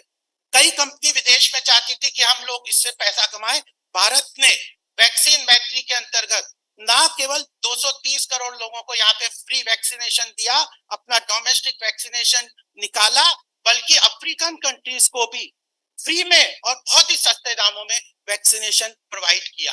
अब उसके बाद एक और चीज हमें ध्यान में रखनी है कि ये तो 5 बात हो गई, क्या अर्थव्यवस्था बढ़ रही है, वो बात है। डिजिटल पब्लिक, ये जो है डिजिटल पब्लिक इंफ्रास्ट्रक्चर, जिस तरह का सोशल वेलफेयर प्रोग्राम, जिस तरह का technological driven social welfare directly corruption free delivery mechanism के द्वारा भारत अपने सारे देश के क्षेत्र के लोगों को वेलफेयर स्कीम्स प्रोवाइड करने में सफल हुआ है पिछले 9 साल में, ये अपने आप में एग्जाम्पल है। और टेक्नोलॉजिकल ड्रिवन वो पूरा एग्जाम्पल है। और उसको आप केवल इस बार जो डिजिटल पब्लिक इंफ्रास्ट्रक्चर के रूप में पूरे विश्व को ये टेक्नोलॉजी देने के लिए भारत ने इसमें दिल्ली डिक्लेरेशन में पूरा एक चैप्टर निकाला है। हमें उसे पढ़ना चाहिए। वो टेक्नोलॉजी को देख के केवल यही नहीं है कि विश्व का इसमें फायदा होगा, भारत की इमेज बढ़ेगी, बट उसके लिए डिजिटल पब्लिक इंफ्रास्ट्रक्चर को इम्प्लीमेंट करने के लिए ग्लोबल लेवल पे इन चीजों को, टेक्नोलॉजी को ड्राइव करके, सोशल वेलफेयर की स्कीम्स को, टेक्नोलॉजी को ड्राइव करके startup ecosystem, stand up ecosystem, दूसरा फिनटेक आदि माध्यम के साथ जो सोशल वेलफेयर इकोनॉमी को ड्राइव करेंगे, वो डिजिटल पब्लिक इंफ्रास्ट्रक्चर के अंतर्गत पूरा चैप्टर में दिया है।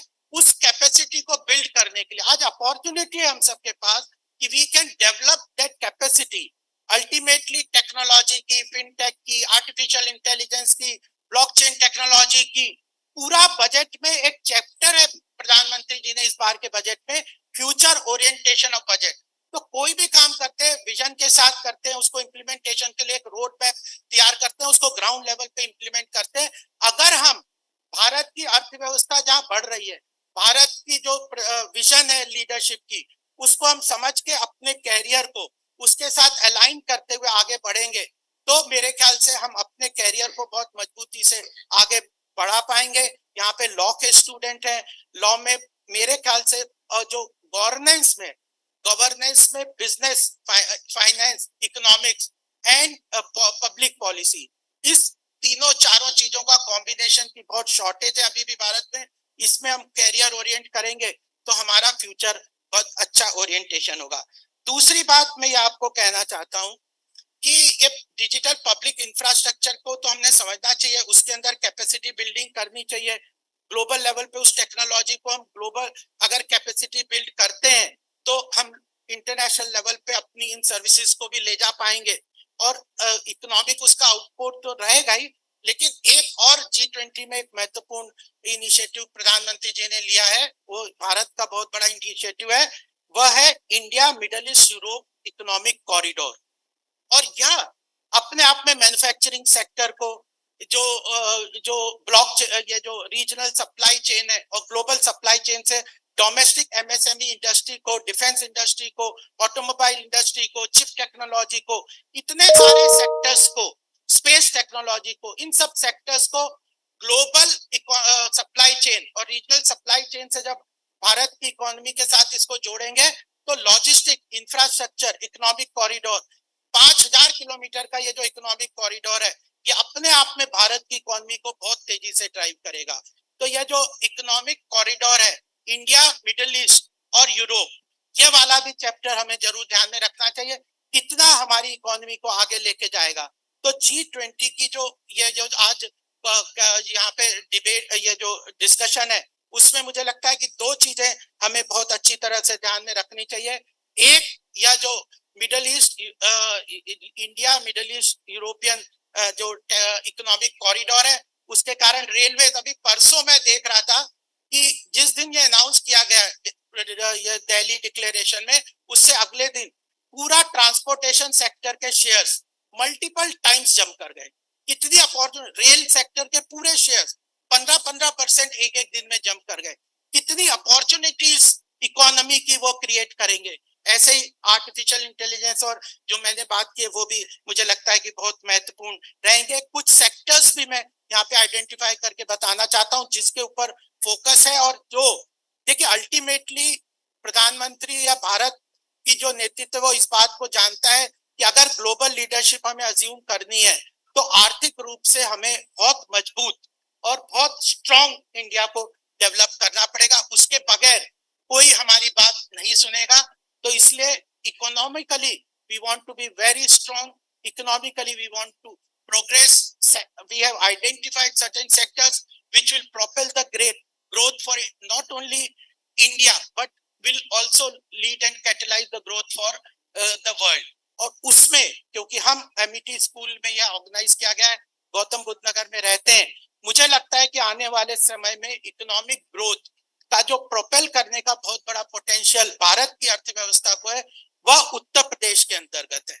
और उत्तर प्रदेश में गौतम बुद्ध नगर बहुत बड़ा कैटलिस्ट की तरह काम करेगा। जिस तरह का यहाँ पे इंफ्रास्ट्रक्चर है, जिस तरह के एजुकेशनल इंस्टीट्यूशंस है, जिस तरह के हमारे पास लैंड रिसोर्सेज है, वाटर रिसोर्सेज है, जिस तरह का लॉ एंड ऑर्डर की सिचुएशन अभी हो गई है, तो मुझे लगता है कि यह भी इंडिया की इकोनॉमी को बहुत तेजी से प्रोपेल करेगा और वह हम लोगों के लिए अमृत काल के अंदर बहुत महत्वपूर्ण योगदान के रूप में रहेगा। तो मुझे यह बात आपके सामने कहनी थी। और लास्ट बात ये कहता हूं, it is not only, somebody was asking which are the important sectors for growth or development, तो उसमें ये बात मैं सामने कहना चाहता हूं, it is not only one or two sector, you have to look after every sector. If you only focus on education, what about internal security, what about other infrastructure development, what about health? So there has to be a 360-degree orientation of the growth process or growth and development. इसके लिए बहुत महत्वपूर्ण है कि हम भारत की security के अंतर्गत भी काम करें। और एक बात कह के मैं अपनी बात को समाप्त करना चाहूंगा कि प्रधानमंत्री पीछे इजराइल गए थे, हाइफा पोर्ट, इंटरनेशनल ट्रेड बहुत महत्वपूर्ण स्पेस अज्यूम करता है। हाइफा, इजराइल में हाइफा पोर्ट का जो हमारा ट्रेड रूट है, जैसे हमने इकोनॉमिक कॉरिडोर की बात की है, दूसरे ट्रेड रूट पे भी सरकार नेशनल सिक्योरिटी के लिए बहुत काम कर रही है। इजराइल से हाइफा पोर्ट का नेगोशिएशन किया है, ग्रीस के साथ एथेंस के पास एक जो पोर्ट है उसके लिए बात की है, स्विस कैनाल में कैसे हमारे ट्रेड रूट सिक्योर होंगे इसके ऊपर बात की है। तो the government is looking after 360 degrees on every sector. There is a good chance that India in this Amrit Kal will progress economically, and surely India has arrived. It's our privilege that we are in this present moment of time. Our future career is there when India is in a good juncture, at a historical juncture, when it can assume the global leadership on every factor. So I thank the MET International School, Law School and University for giving this opportunity. You should always get into different areas where the focus of the government and growth is there. Align your career with them, and definitely along with that career orientation, we will all get into the participate into the progress of the country. Thank you very much. मैं खत्म करने के पहले चाहूंगा कि आप लोग मेरे साथ जरूर नारा लगाएं, दोनों हाथ उठा के। हाँ, मेरे साथ बोलेंगे ना, भारत माता की, भारत माता की, वंदे वंदे। We have to do this, we all have to do this. Thank you very much.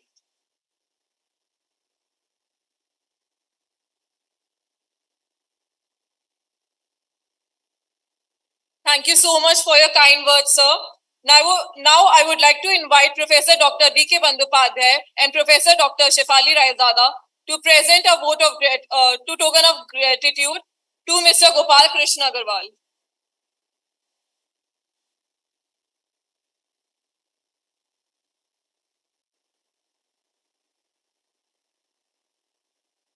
ये वाला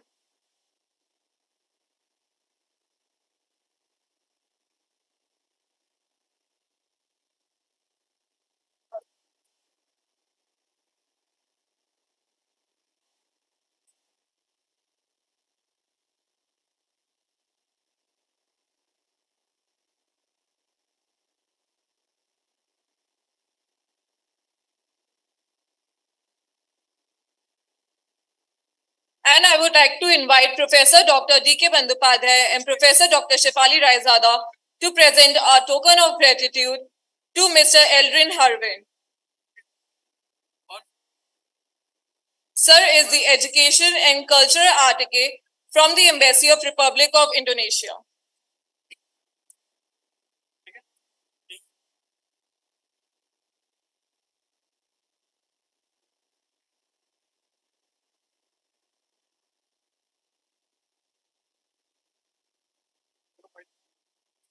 शेयर करना, क्लिक करना है, ठीक है, और यहाँ से शेयर करना, ऑटोमेटिक शेयर होगा, ठीक,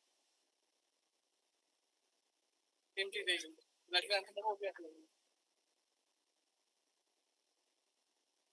इसको ऑन करना, शेयर स्क्रीन क्लिक करो, यहाँ पर,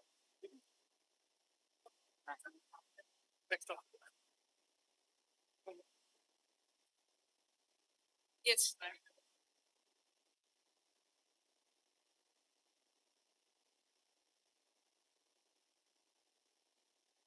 Thank you so much, sir, for your valuable time. I introduce with great pleasure Mr. Shailendra Bahadur Singh, District Social Welfare Officer. He will be representing Mr. Manish Kumar Verma, District Magistrate of Gautam Budh Nagar.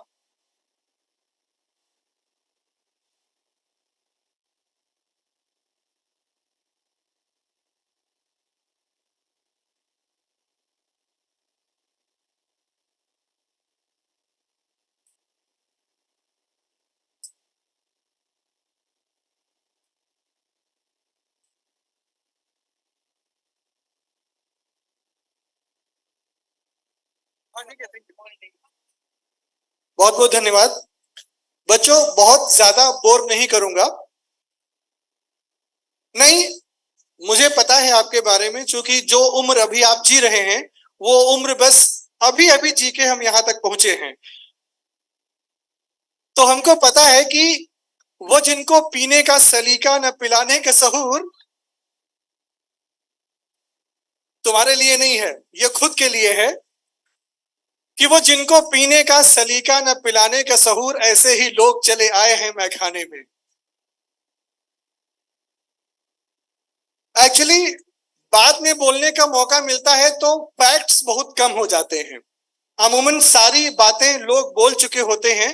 एक बहुत बड़े कवि सम्मेलन में थे बच्चों, तो गोपाल दास नीरज ने 2 लाइनें सुनाई थी। वो लाइनें सुना के बस 2 बातें आपसे करूंगा और चला जाऊंगा कि अब तो मजहब कोई ऐसा भी चलाया जाए जिसमें इंसान को इंसान बनाया जाए। आग बहती है यहाँ गंगा और यमुना में, कोई बतलाए कहां जाके नहाया जाए। इस लाइन को समझने के लिए थोड़ा सा ब्रेन चाहिए। तुम लोग समझ पा रहे हो क्या बोलना चाहते हैं? नहीं सर, बच्चों को थोड़ा सा मैं अपनी भाषा के पास लाना चाहता हूं। भाजपा के 2 स्पोक्स पर्सन यहां से चले गए हैं। G20 ने हमारे देश के लिए क्या अर्जित किया, शायद वो ठीक से ना समझा पाए हो। मैं आपको बताता हूं कि G20 ने क्या अर्जित किया। मेरा 11 साल का बच्चा मेरे पास आता है और पूछता है कि पापा, ये मोदी जी के पीछे जो चक्र बना हुआ है ये कहां से लिया गया। मेरे बच्चे ने सीखना शुरू किया,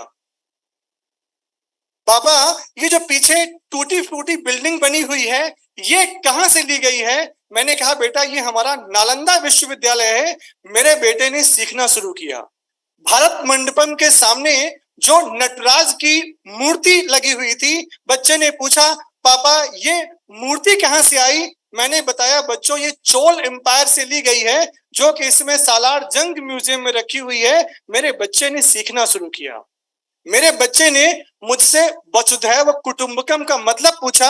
हमने कहा जाओ तुम लोग नेट पे बहुत रहते हो, खोज के लाओ कि ये वर्ड कहां से लिया गया है। तो उसने बताया पापा ये महा उपनिषद से लिया गया है। तब मेरे बच्चे ने सीखना शुरू किया। The process of learning begins bye G20 in the new generation. आपको उन चीजों से रूबरू करवाया गया जो अभी तक आपसे छुपा के रखी गई थी।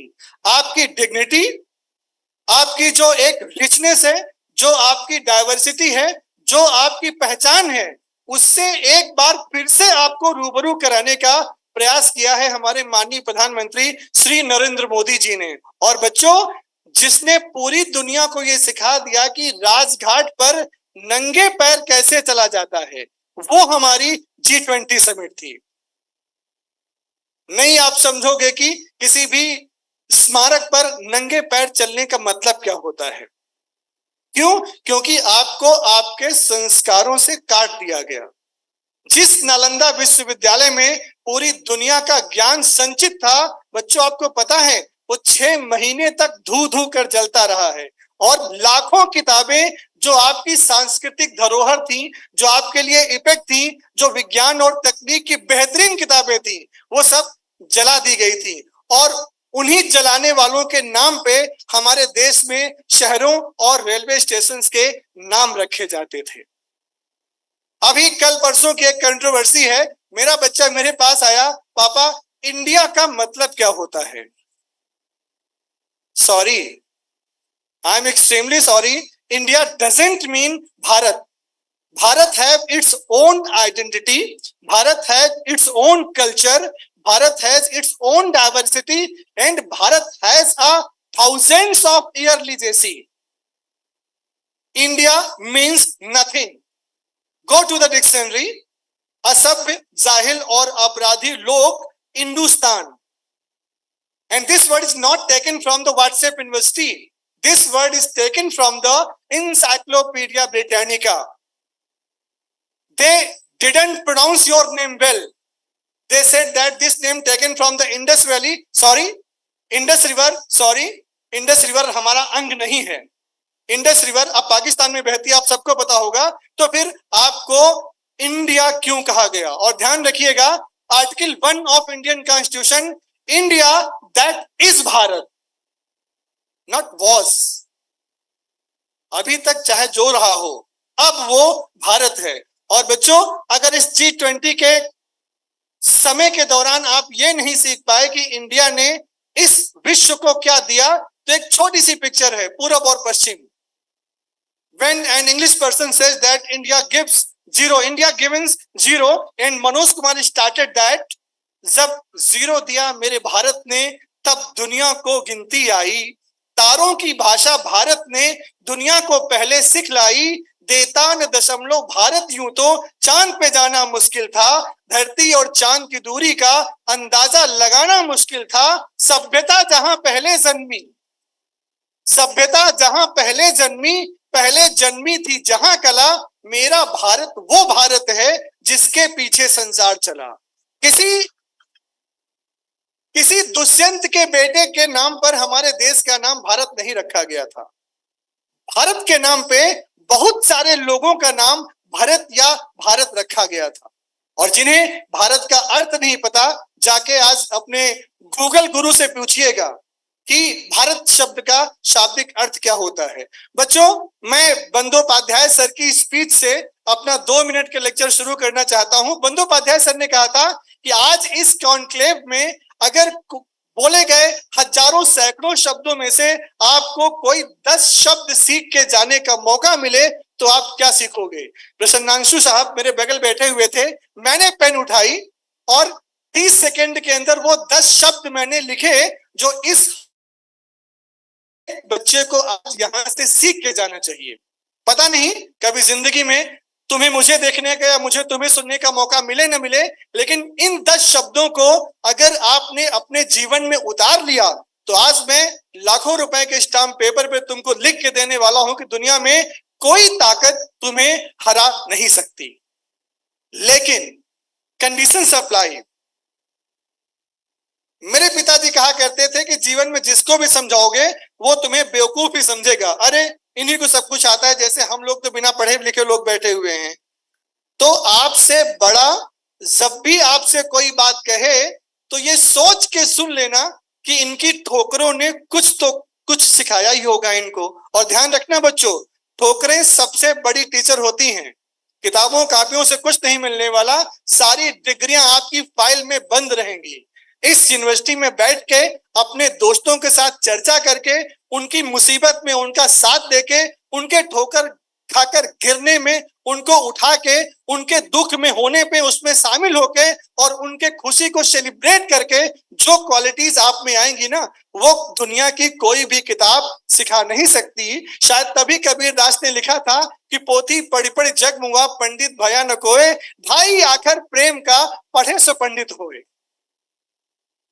तो वही 2.5 अक्षर मैं आपको पढ़ा के जाना चाहता हूं बच्चों।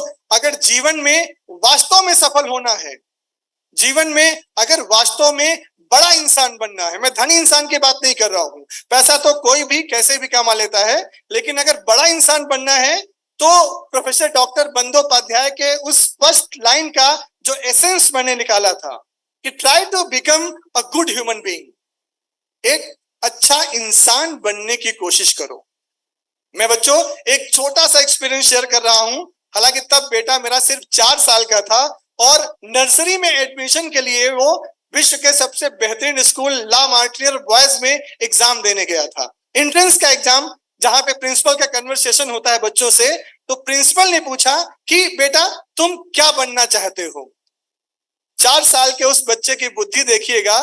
आई सैल्यूट टू माई चाइल्ड, और वास्तव में वो मेरा ही बच्चा रहा होगा। ही सेड दैट पापा अ गुड ह्यूमन बीइंग, मैं एक अच्छा इंसान बनना चाहूंगा। और बच्चों उसके बाद फादर ने उससे कोई भी प्रश्न नहीं पूछा। ही वॉज गेट इन, और मुझे डॉक्टर इंजीनियर बनाना भी नहीं है, वकील भी चल जाएगा।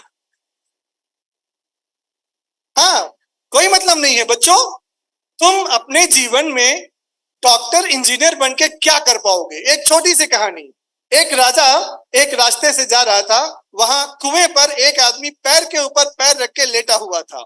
राजा ने कहा ये तुम क्या कर रहे हो। उन्होंने पूछा क्यों। अरे कहीं कुछ काम करो, कुछ पैसा कमाओगे। तो उसने कहा पैसा कमा के क्या होगा। उसने कहा कि बहुत बड़ा तुम घर बनाओ और ऐसे रहो, कहीं उससे क्या होगा। उसने कहा कि बहुत सारी समृद्धियां आएंगी जिससे तुमको खुशी मिलेगी। उस व्यक्ति ने कहा मैं तो अभी भी खुश हूं।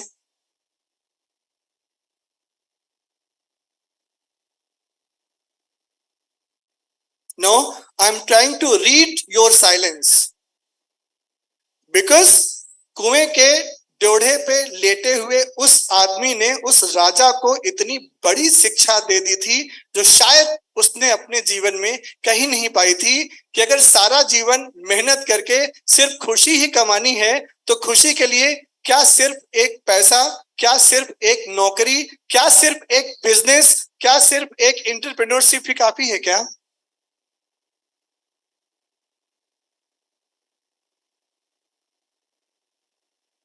आप में से पता नहीं कितने लोगों के लग रहा हो कि ये कॉन्क्लेव, ये सिंपोजियम, ये जो मीटिंग है आज की वो वेस्ट है।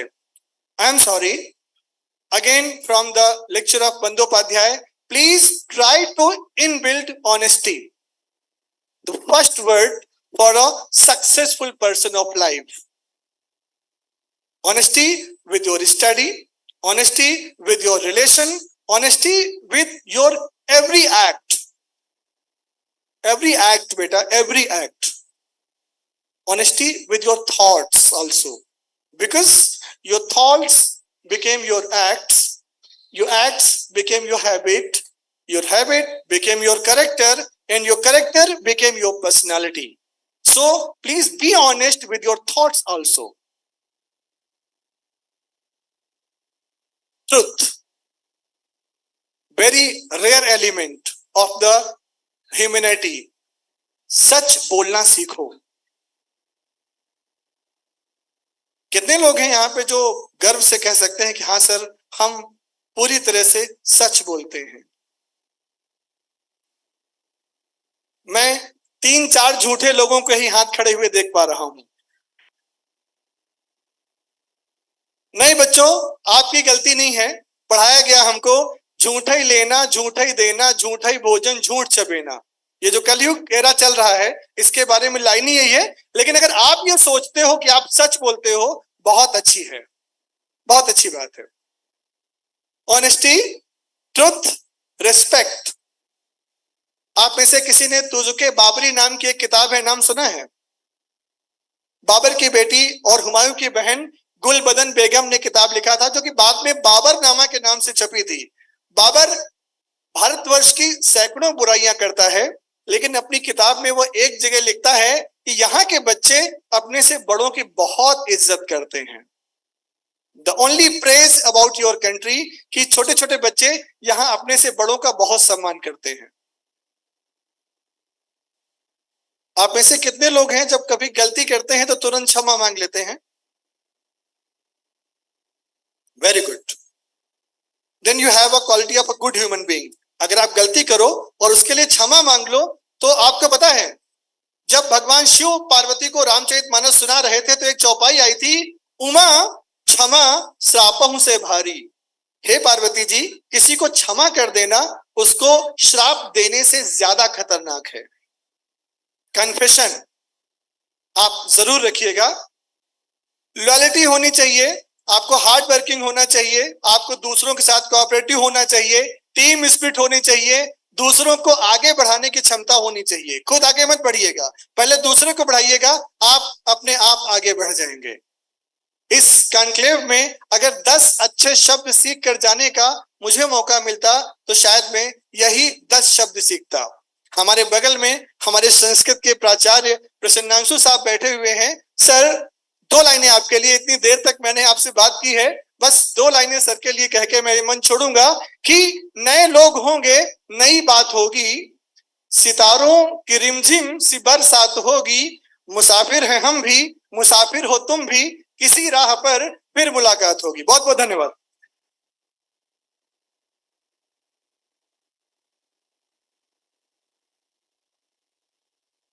Thank you so much, sir, for an interesting lecture.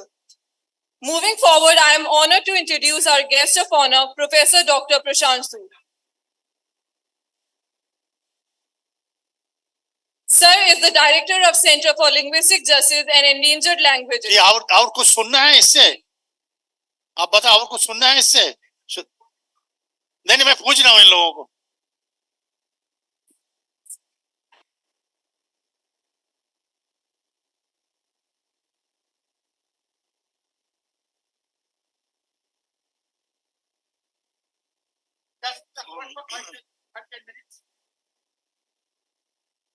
Dear students, I was allotted 10 minutes, but first of all, I must appreciate your bravery, your patience, that you have been sitting here for hours. I know it's a very rare quality. After this appreciation, I would say that I will perhaps wind up much before the 10 minutes allotted to me. And there are a couple of things. In the first 30 seconds, I must just quickly take the names of the people who have been instrumental in bringing about this event.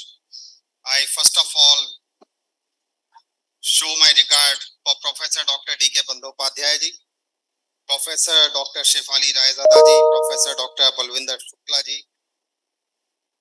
Professor Conard,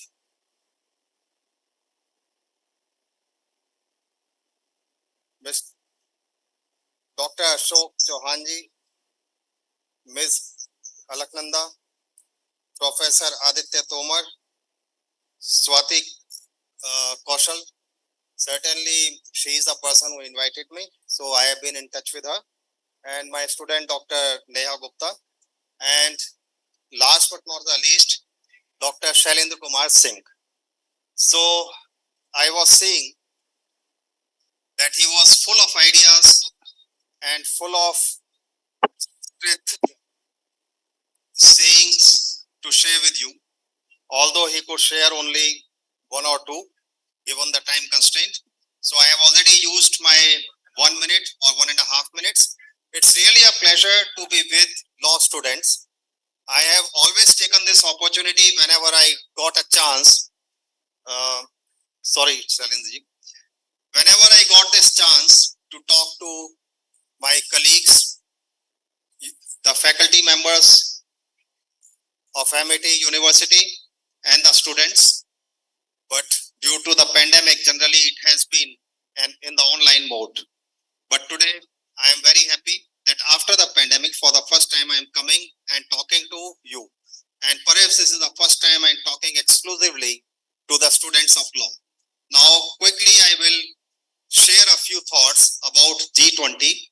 It was certainly a historic moment, and we all witnessed history in the making. It was about a new world order, which was unfolding. We have seen many different types of world order based upon racism, slavery, colonialism, capitalism, weapons, etc.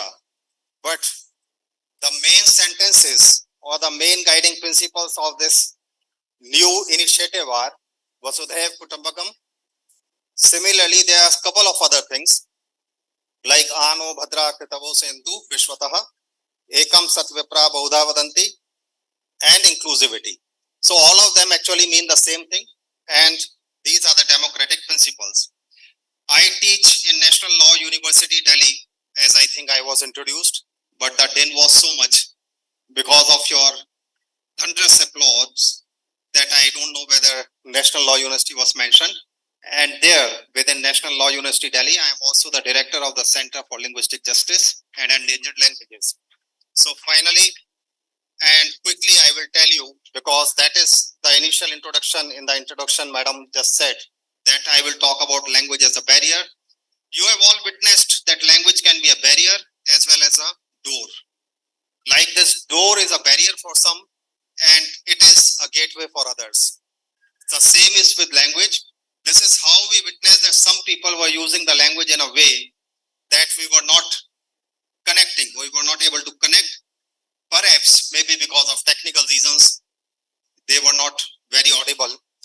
Likewise, whenever a speaker was able to connect with you, then language broke all barriers. The final thought on which perhaps sir will give me some opportunity one day to talk to you in detail for an hour or two is that we all speak many languages. They can be considered as barriers. India is one of the most linguistically rich and diverse countries in the world.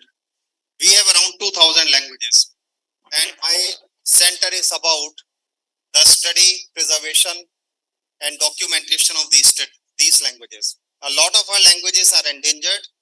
We are losing these languages, and if we lose these languages, we are losing the identity, we are losing the culture, we are losing a rich heritage, culture, many more things. This is what we are doing. Thank you very much. It was really a pleasure talking to you. Have a nice day.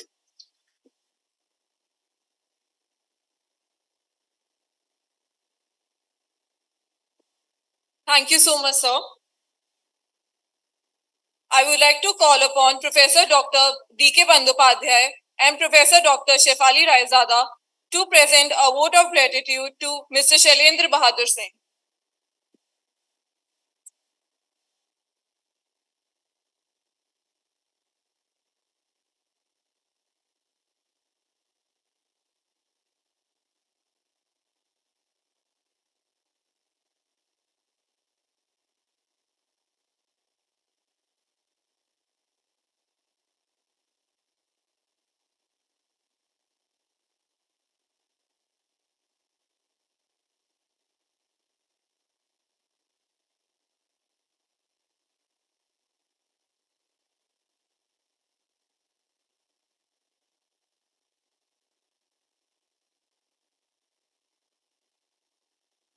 At last, I would like to call upon Professor Dr. D.K. Bandyopadhyay and Professor Dr. Aditya Tomar to facilitate Professor Dr. Prashansu.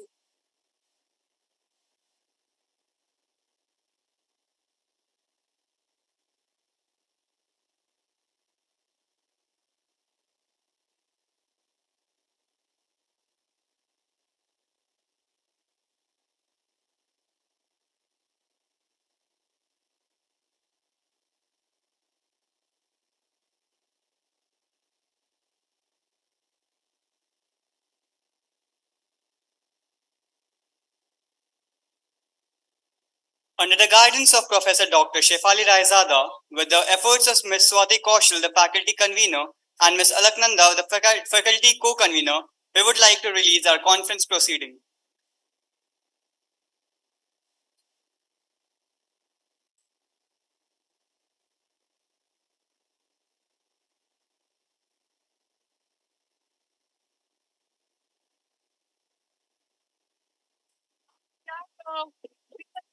Of conference proceedings for the 6th edition of Transdisciplinary International Conference on Navigating and Fostering the Equitable World, Rebuilding the Resilience for G20. The cover page. Editor-in-Chief is Professor Dr. Shifali Rajadan ma'am. Under her guidance, this has come into shape. Editors are Ms. Swati Kaushal and Ms. Alaknanda.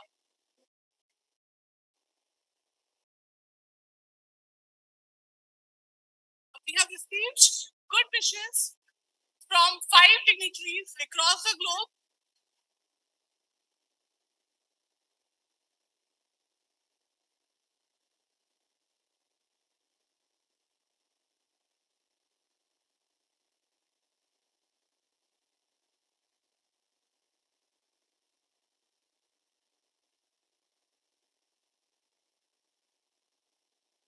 Organizing committee of the conference, under whose guidance and best wishes the conference has come into shape. We have our blessings from Patron-in-Chief Dr. Ashok K. Chauhan sir, founder, president, Amity Education Group, patron Dr. Atul Chauhan sir, Chancellor, Amity University, and a co-patron is our Vice Chancellor ma'am, Professor Dr. Balwinder Shukla, Amity University.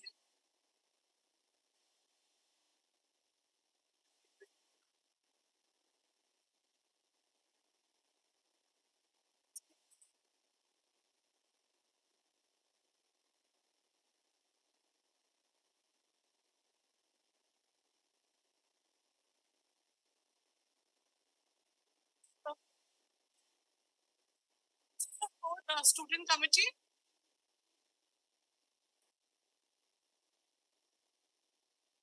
For messages, I would like to call upon the student co-conveners. We have received 5 messages from various dignitaries across the globe. Ms. Ina Hong Ningjas Krishnamurthy, she is Ambassador of Indonesia. So I'll request the student conveners to read the messages.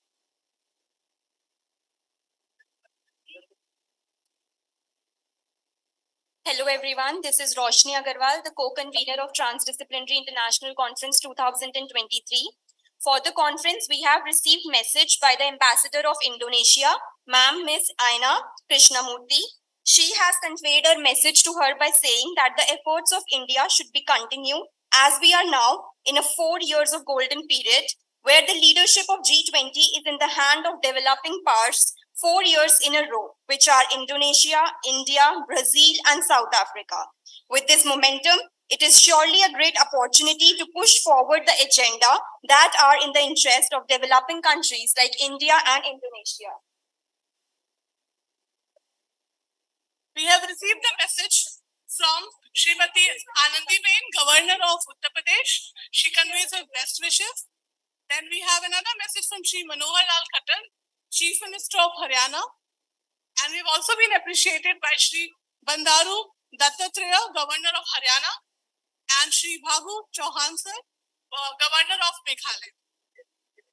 Thank you.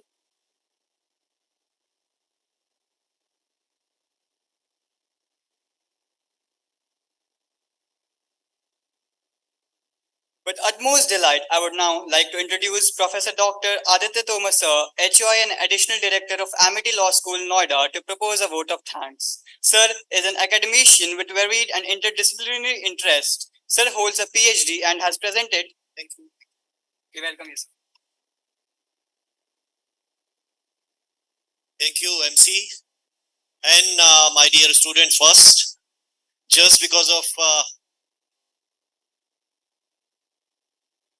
active and passive contribution of you both, we just completed this event. So, as we came to close to this remarkable gathering, it is my privilege to offer a heartfelt vote of thanks on behalf of Amity Law School, Noida, and the organizing committee of this event. I would like to express our deep appreciation to each and every one of who has graced us with their gracious presence online and offline and contributed to the success of this event. Insightful and expertise and wisdom have made their event truly exceptional. I also would like to extend our gratitude to the organizing committee, volunteers, and everyone behind the scenery who worked tirelessly to ensure the smooth conduct of the event. In closing, I want to thank all for making this event a resounding success. We look forward to your contribution, participation in the future endeavors. Thank you very much.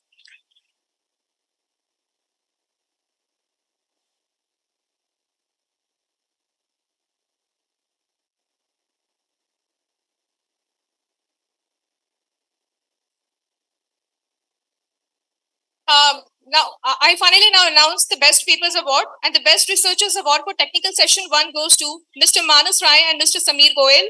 Technical Session 2, Ms. Isha Chawla and Mr. Ritik Vishal Kapoor. Technical Session 3, Ms. Pragati Mahendrita. Technical Session 4, Mr. Aditya Bhura. Technical Session 5, Dr. Tejaswini. Technical Session 6, Dr. Chandrika. And Technical Session 7, Ms. Sukanya Sarkar and Dr. Ponami Basu. I congratulate all the best presenters. Thank you so much.